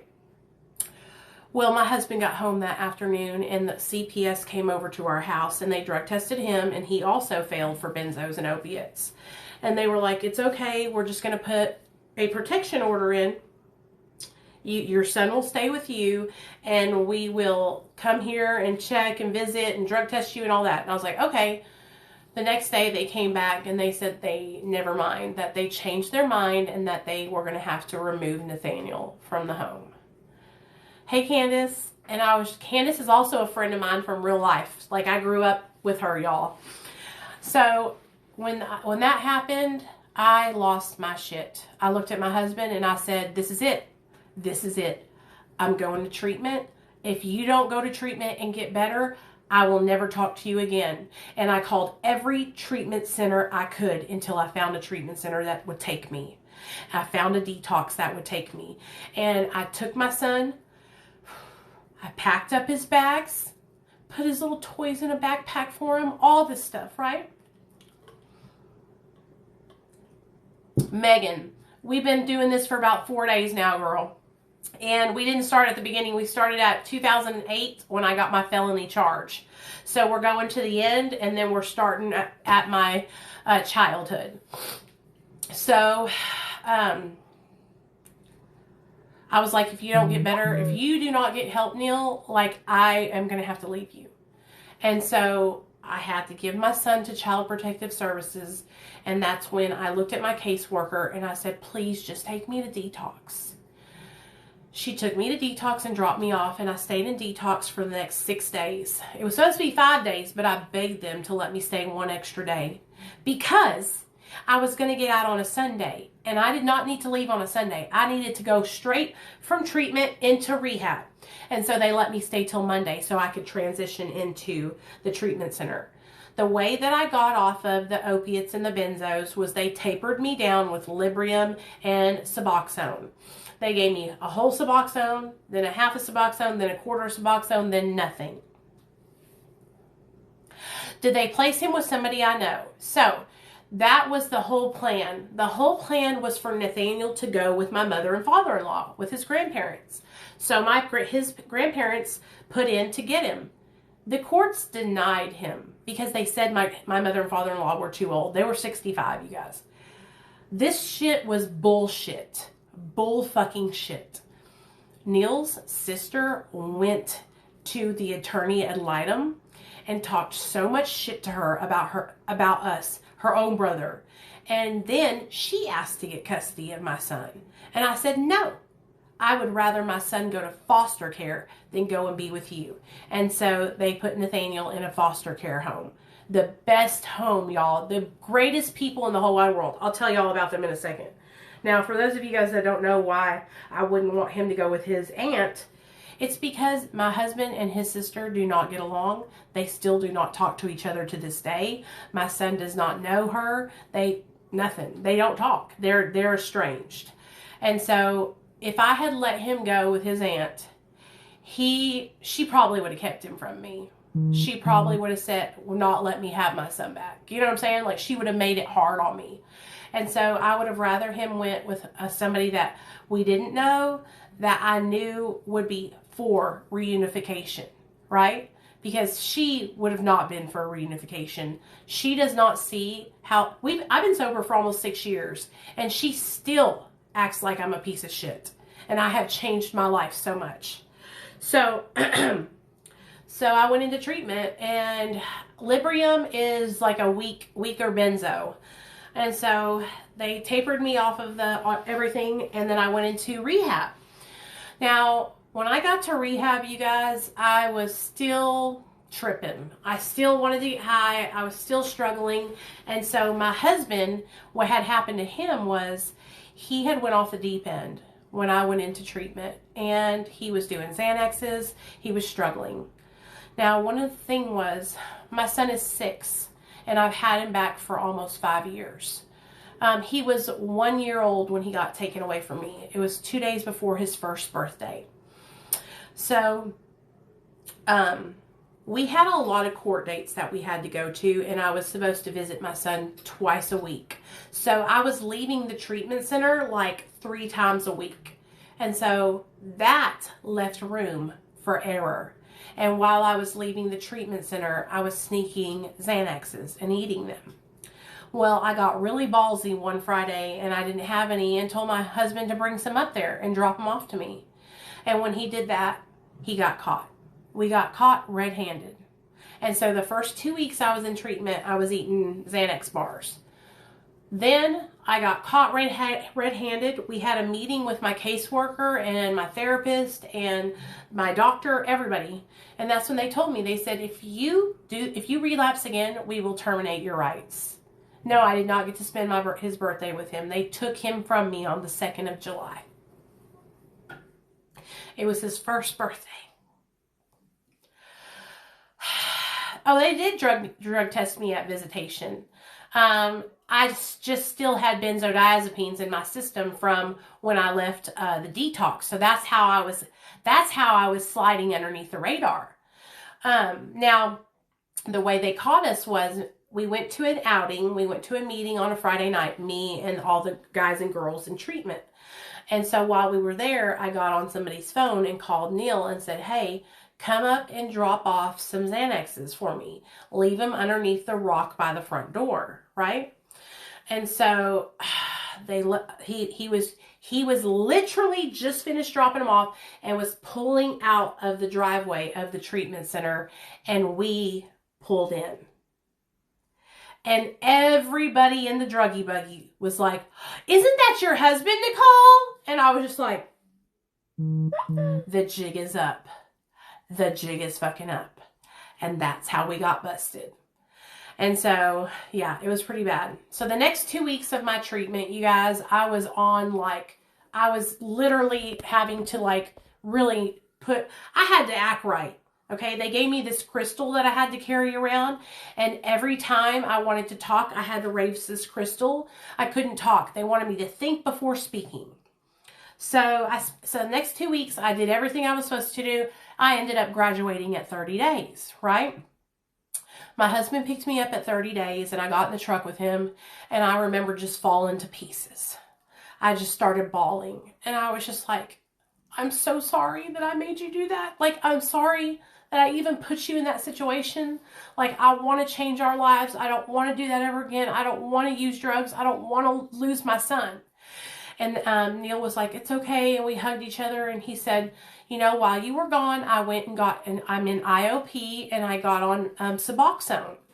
Now, I had never done Suboxone before. I had tried it one time, in between getting high, but it wasn't, I didn't ever really use it a bunch. And so when he told me he got on Suboxone, I was like, why did you do that? We're not going to get Nate back, And that's when he told me that our caseworker had mentioned it to him. And so the next 3 days, I tried to white knuckle it. I was like, I'm not going to get on Suboxone. I'm going to fucking do this shit, right? And I was like, I'm not going to do it, right? Well, 3 days went by, and I said, fuck it. I'm going to get on Suboxone too. And so I called my caseworker, and she was like, I was waiting for you to come around. And she said, Nichole, you're the kind of person this medication was made for. You are a chronic relapser. You have been in and out of prison or sober livings. You've been to prison. You have not had luck with the abstinence route, and we want you to succeed. We don't want to take your son and keep him. My caseworker, I'll never forget her. Her name was Kawachi Williams, and she loved my son as much as I did. My little boy called her TT Wachi. And so we met with my therapist, we met with my doctor, we met with the caseworker, we met with her boss, we met with everyone. And I got on Suboxone. Now, I had 30 days sober from opiates and everything else, and had 2 weeks sober from benzos. And so when I got on Suboxone, I only started out on 8 milligrams. And after about 3 days, I was normal. I felt normal. Now, let me explain something to you guys. I got into therapy. I started going to meetings 3 times a week. I got a sponsor, and I started working the 12 steps, and I got on MAT, and I was going to group meetings, and I was working a full-time job. I had no time to make mistakes.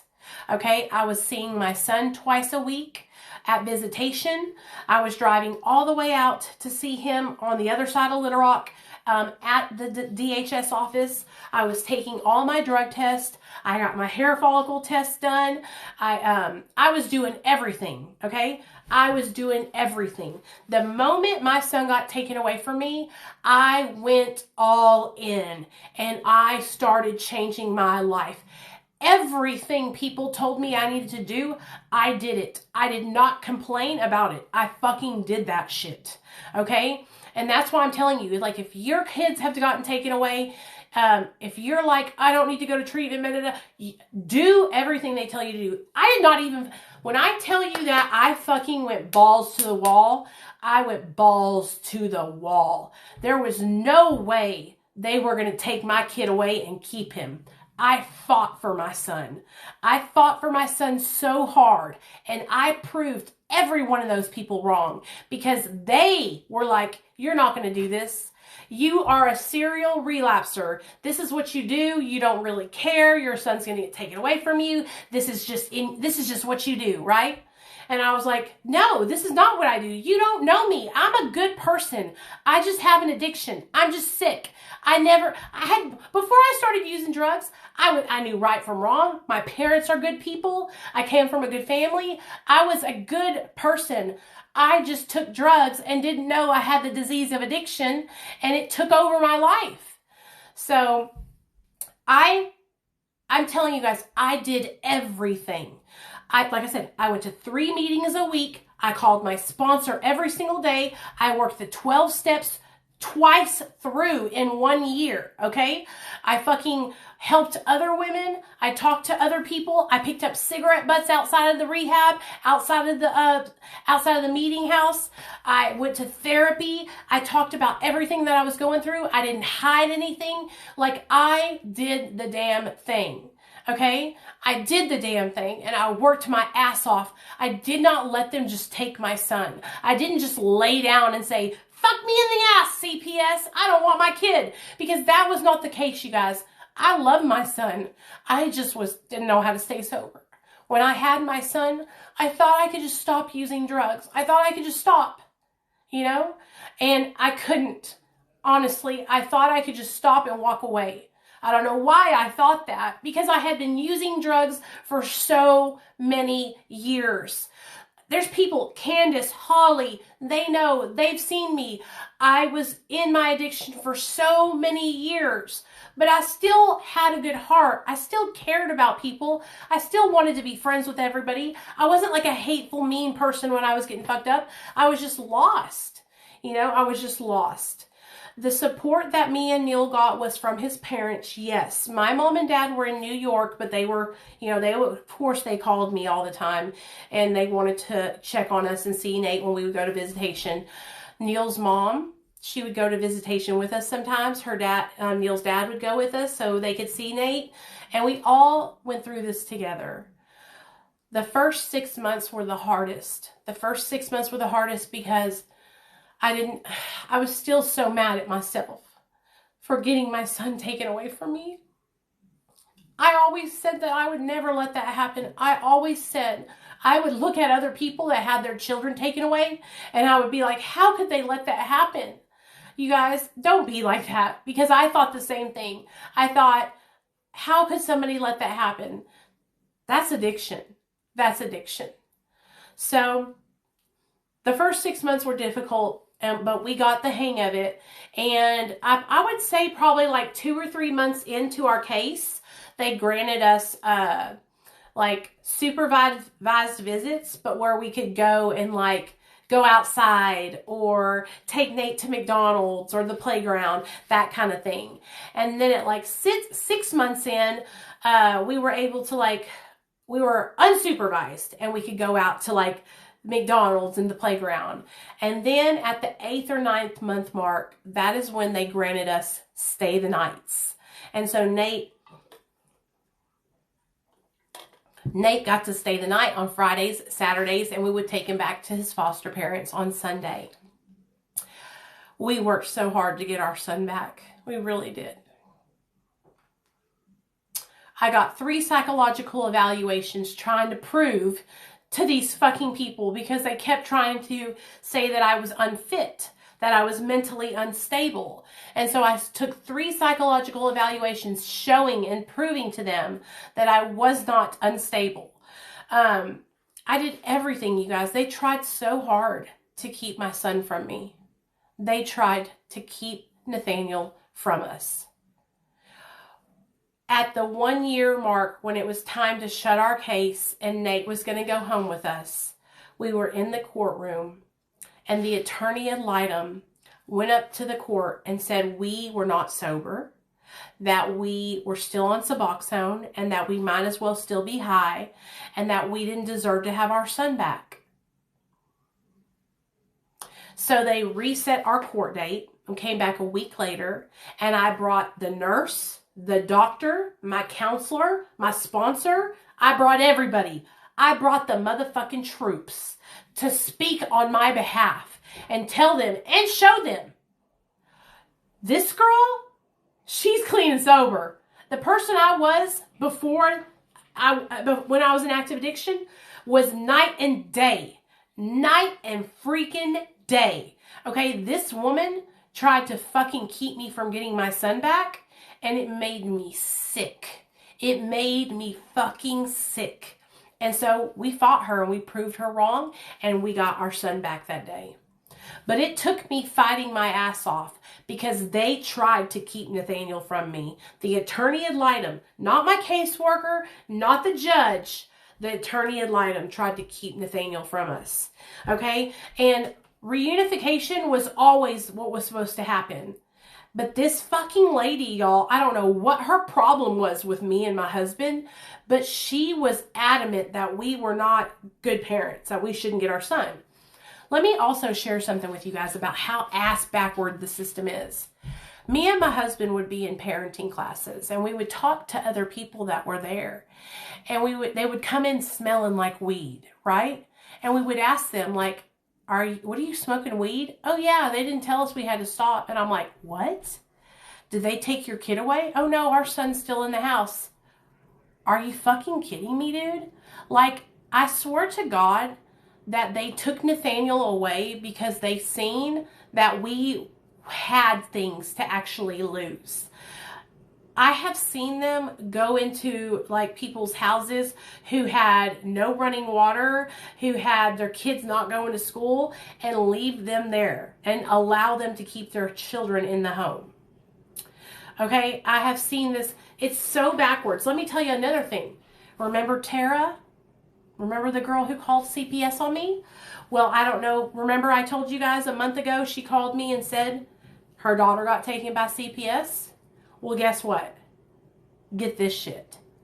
She called me today and they gave her her daughter back and closed her case after 1 month.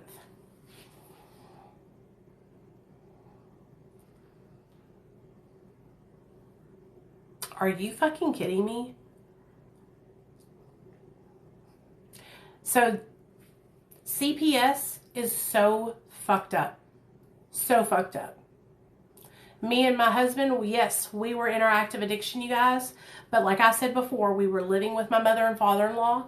My son was taken care of. He was taken care of by his mother and father-in-law, by his Gigi and Papa. I cannot even believe this. I can't even believe it. When she called me and told me that, I said, what do you mean you got your daughter back?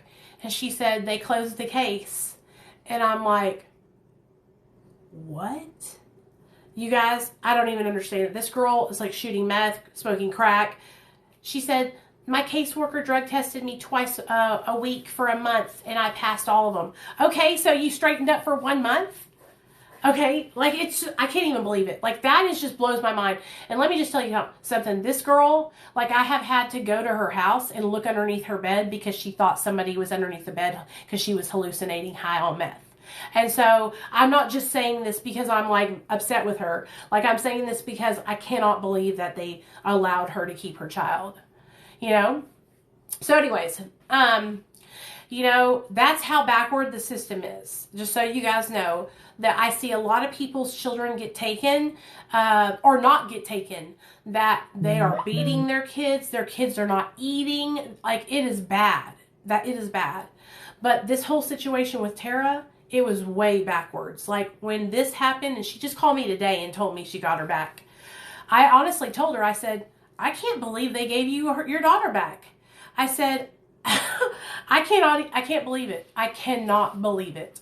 I cannot believe it. But anyway, so back to the story at hand. They closed our case and they were out of our lives. And you guys, when I can tell you that that was the best,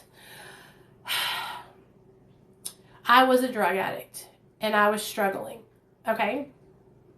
She got her child taken away because she was high on meth one night, had a little boy staying the night on the couch, some like 14 or 15-year-old kid. He stole her truck. And when she called 911, when the police came, she was so out of her gourd that they had her admitted into a psych ward, held for 72 hours, right?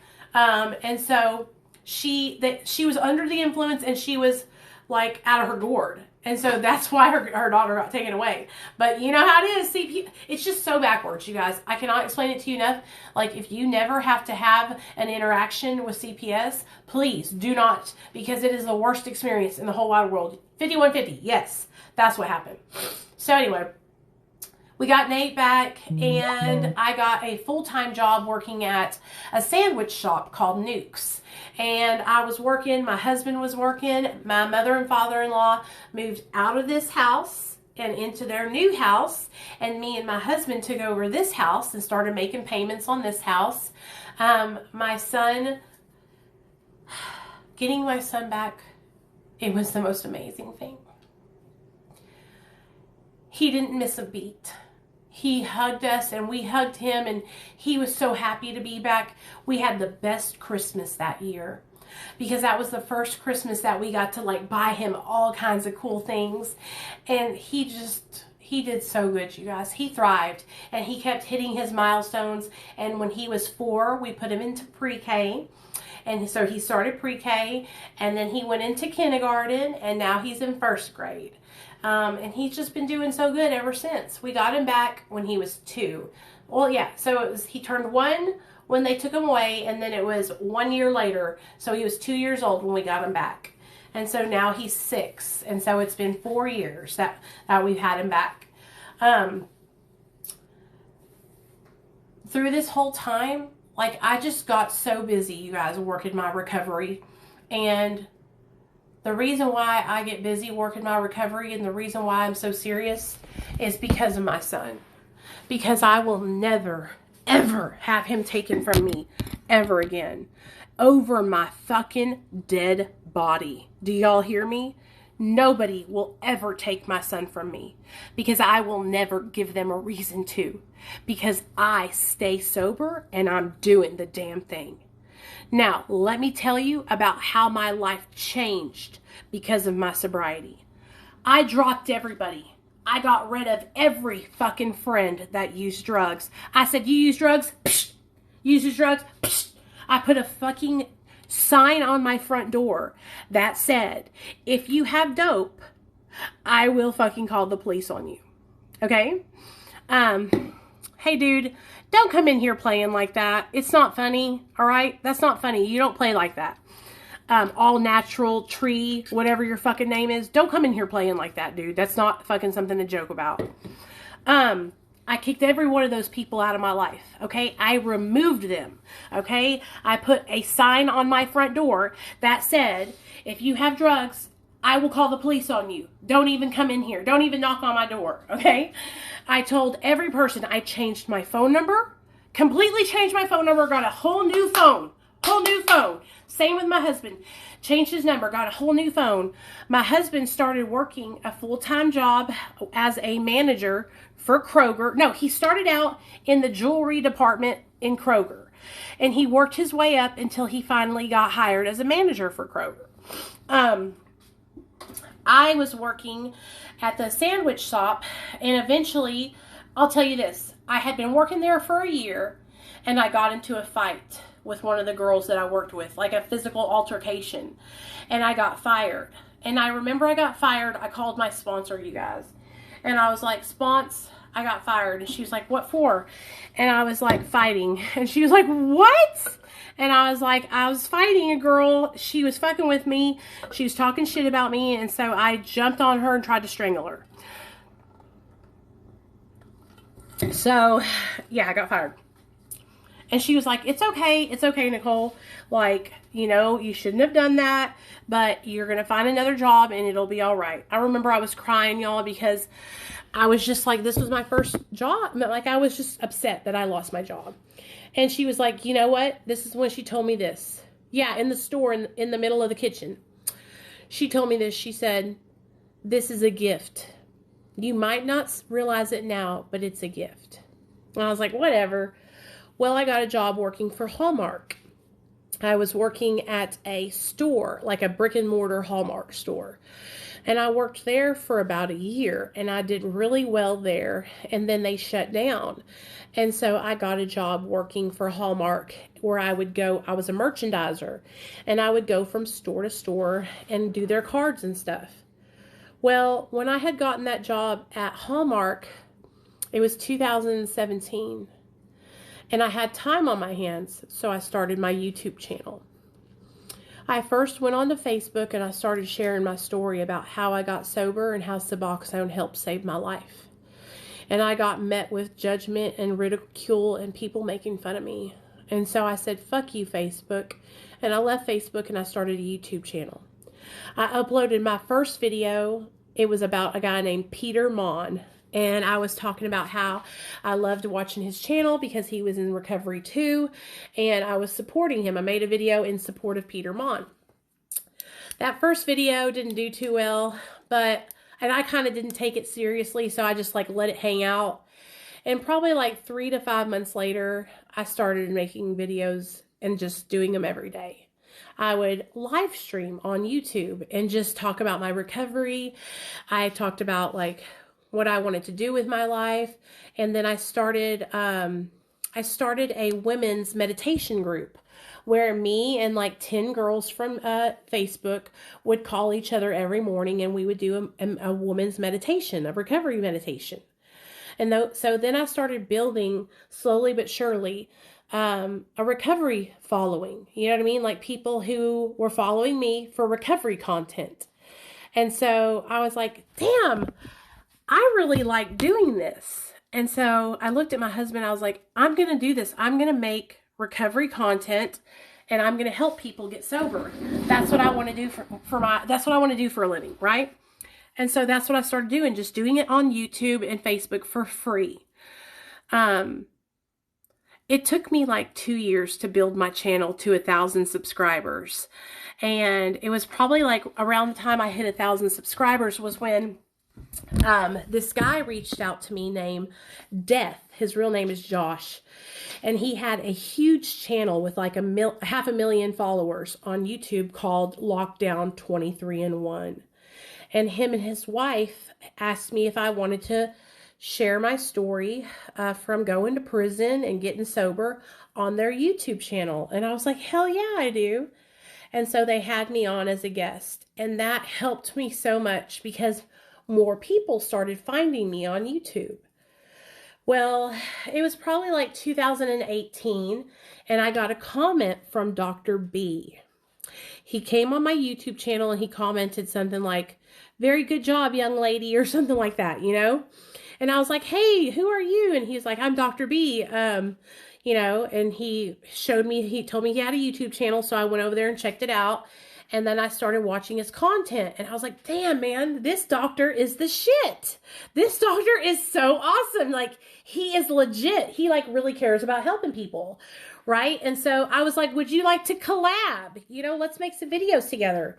And he was like, yeah. And so he gave me Austin's number, his marketing director's number. And I called Austin, and we started making videos together. And I had Dr. B on my channel like five times and just did interviews with him, asking him questions, talking about Suboxone, talking about recovery, all this kind of stuff, right? And that's when I interviewed him, and he told me about his dad passing away from an overdose when he was 4.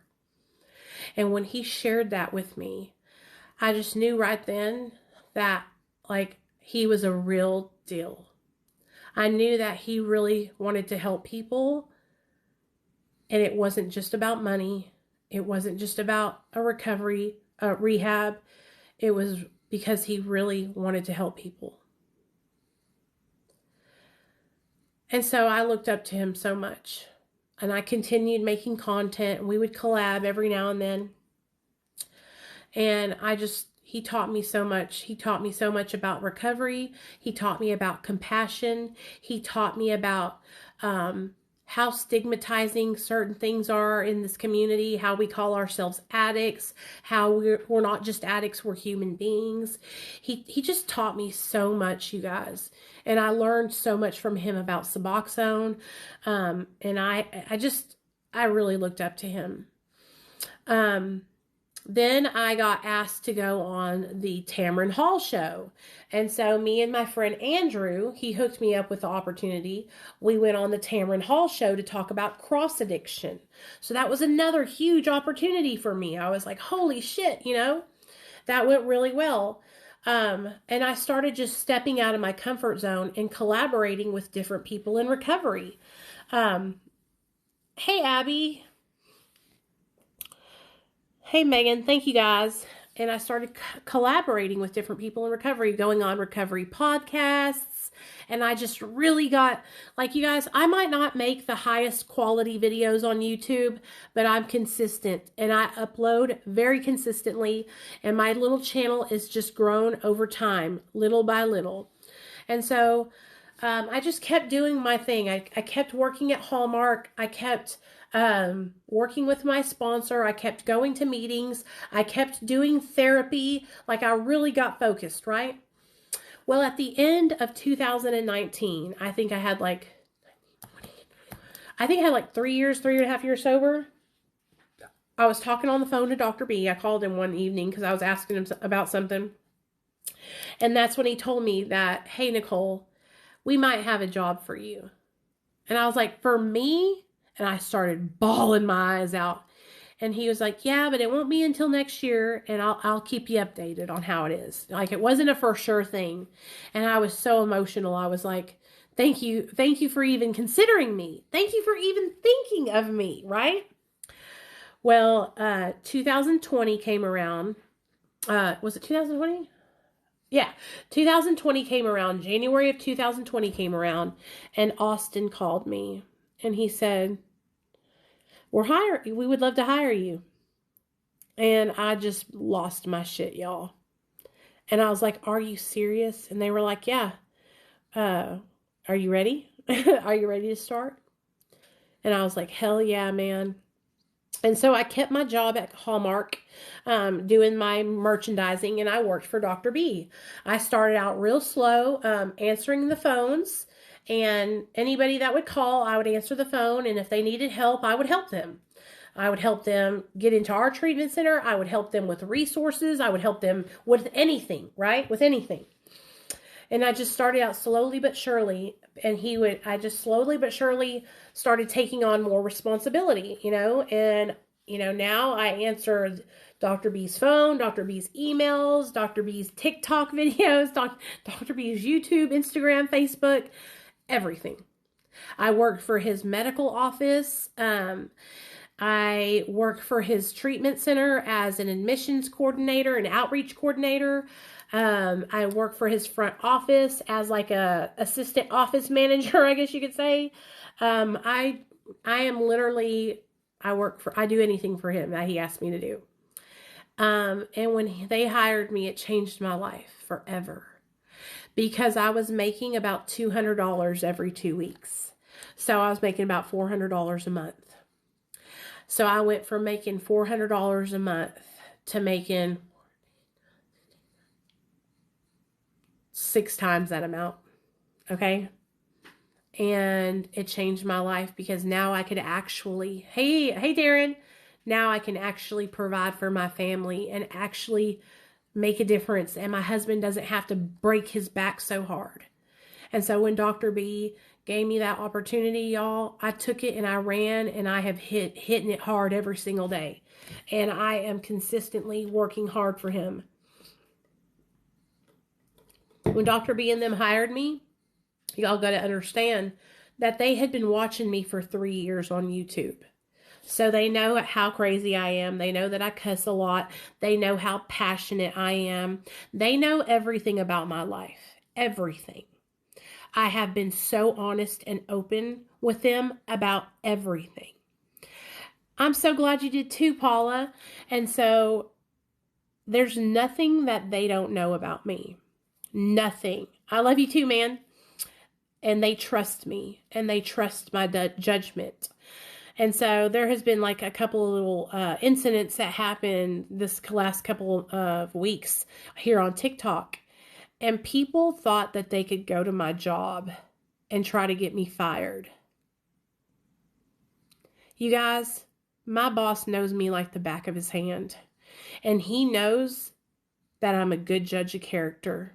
And so when I pull away from somebody or I say something, it's usually because I've been thinking it for a really long time.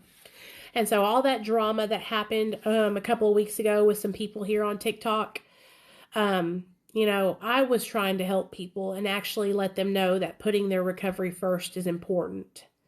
And so all these people started calling my job, trying to email my boss, trying to send him messages on TikTok, Facebook, Instagram. And just so everybody knows, they all come to me because I checked all that for him. And so, of course, I alerted him about it, and I alerted my other boss about it, and they said to me, don't even worry about it.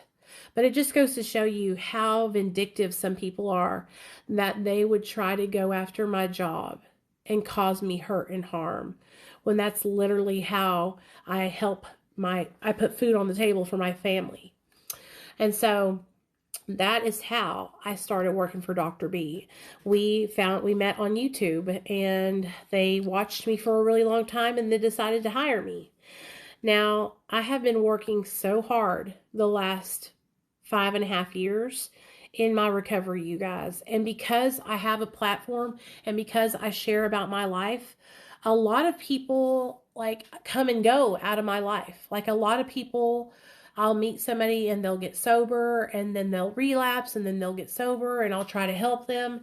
And I see so many people. I work with so many people, right?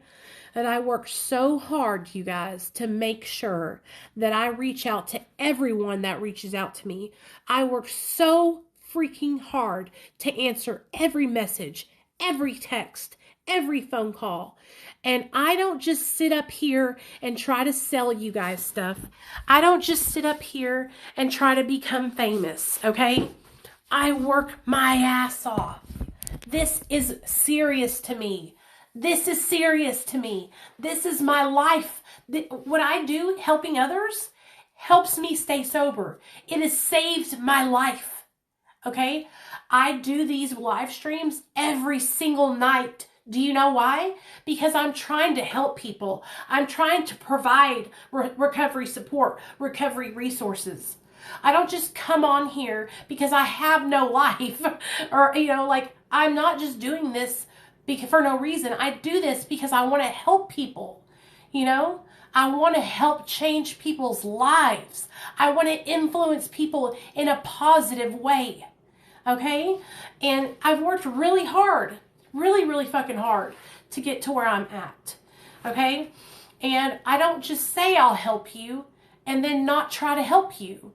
If you reach out to me, I reach back out. I had a young lady call me over the weekend about her Suboxone induction.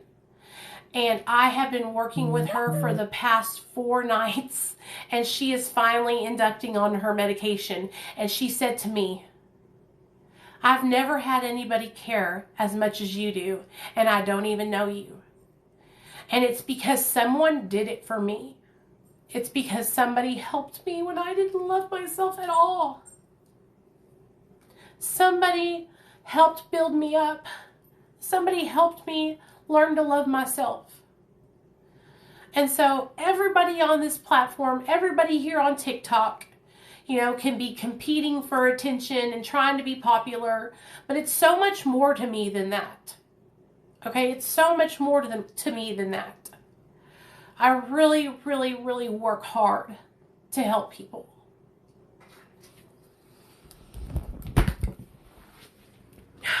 So, I'm sorry. I don't mean to get so emotional.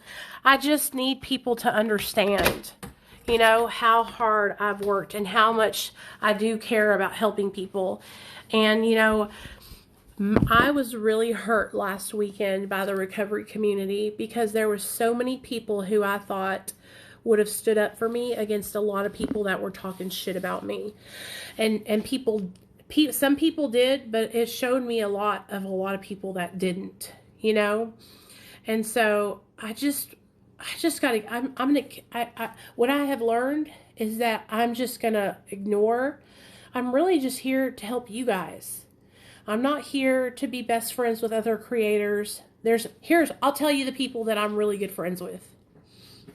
Tara from TA Cook and her husband Brian. April from APTV. Jay from J Not J. And then my mods here, they got my back. But those are those people that I talk to every day from TikTok. Oh, and Amy from Twin Mommy to Be. Who else? And I have a couple of other friends from here, but those are my very good friends that I talk to every day, you know?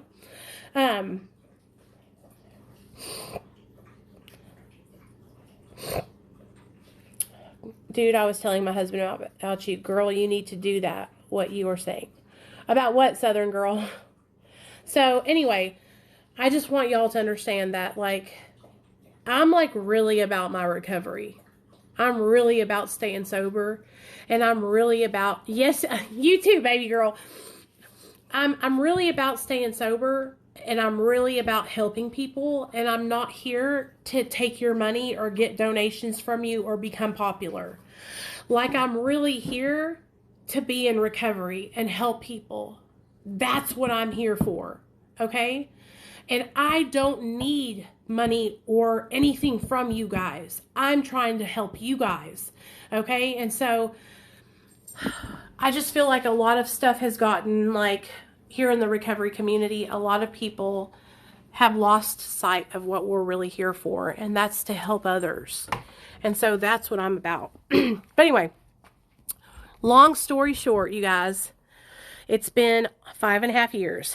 Could you even imagine going back to that lifestyle? Oh, no, never. My life is so much better now. Like, I don't even want to do that. You know what I'm saying? Like, even though I struggle with motivation and lack of energy, like I talk about that a lot because I have hepatitis C, I still don't ever want to go back. Do you know what I'm saying? Do you still have trouble staying sober? No, I don't have any trouble staying sober. The only time I get a little discouraged is when I'm struggling with my depression or when I get upset, like about my weight. That kind of makes me upset sometimes. But for the most part, like, I know without a shadow of a doubt, you guys, that I can never pick up a drink or a drug again. And if I do, it will be the death of me. If I do, I will lose everything. Okay, so I can't afford it. For me, to use is to die. What other questions y'all got? Because I want to answer any questions you got before I go to bed. And like I said, you guys, I'm here to help you. If you message me, I will message you back. Okay? I message every person back that ever reaches out to me. And that takes a lot of fucking time.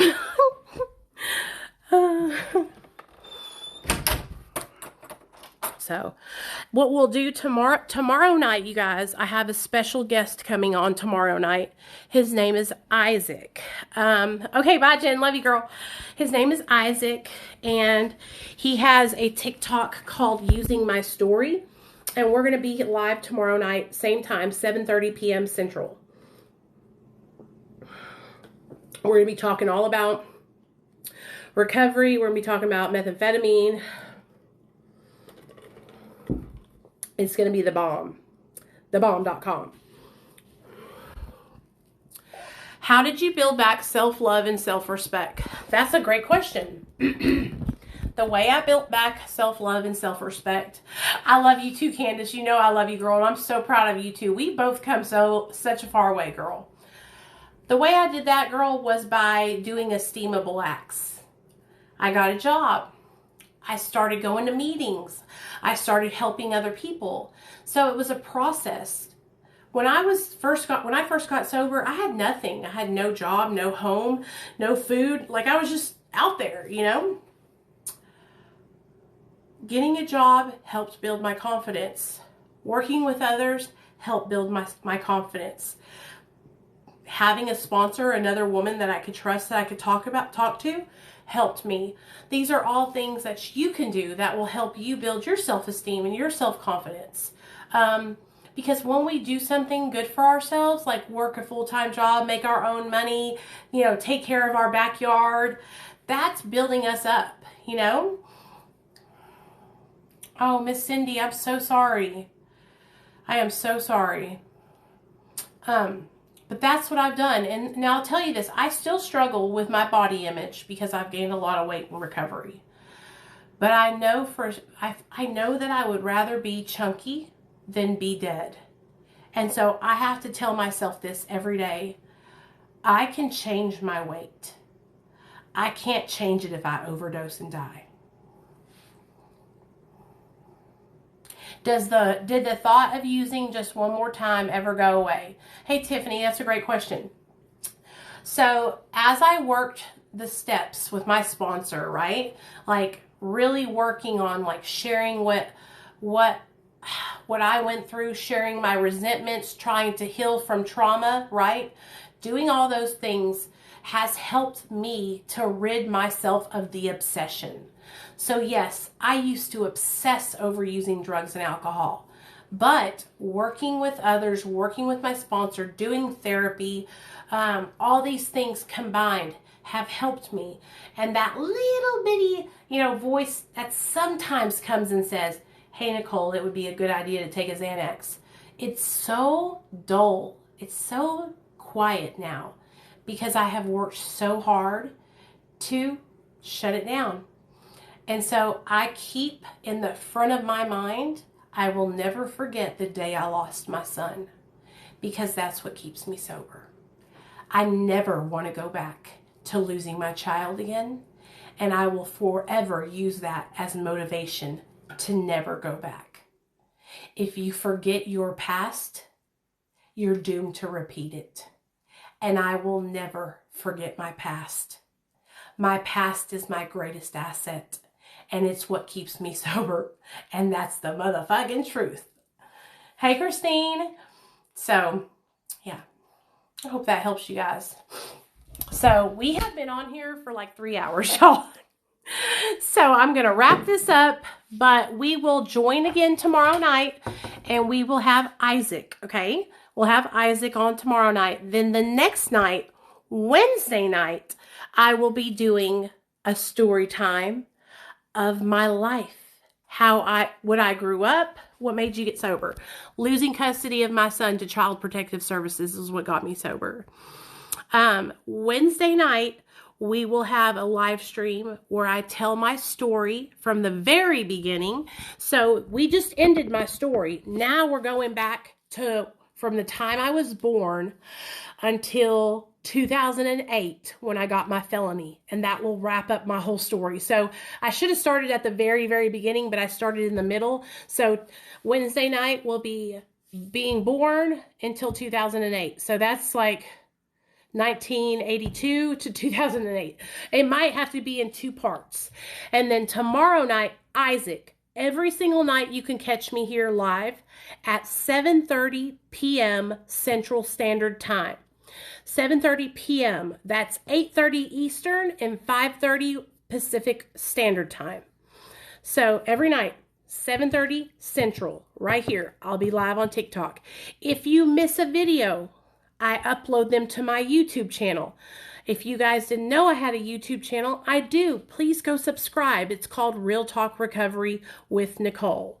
I would love to have you guys over there on the YouTube channel. And I also have a Facebook group called Real Talk Recovery with Nicole. I would love to have you guys on all platforms. If you want to find those, you can click the link in my bio and it'll show you everything. YouTube, Facebook, Instagram, all that. And so I really, really, really want to thank you guys. There were so many of y'all here tonight, like 70-something people here tonight listening to my story. And I really appreciate you guys' support. And I really enjoy sharing my story with you guys. So I will see you guys tomorrow night with Isaac. And then Wednesday night for me being born. Good night, guys.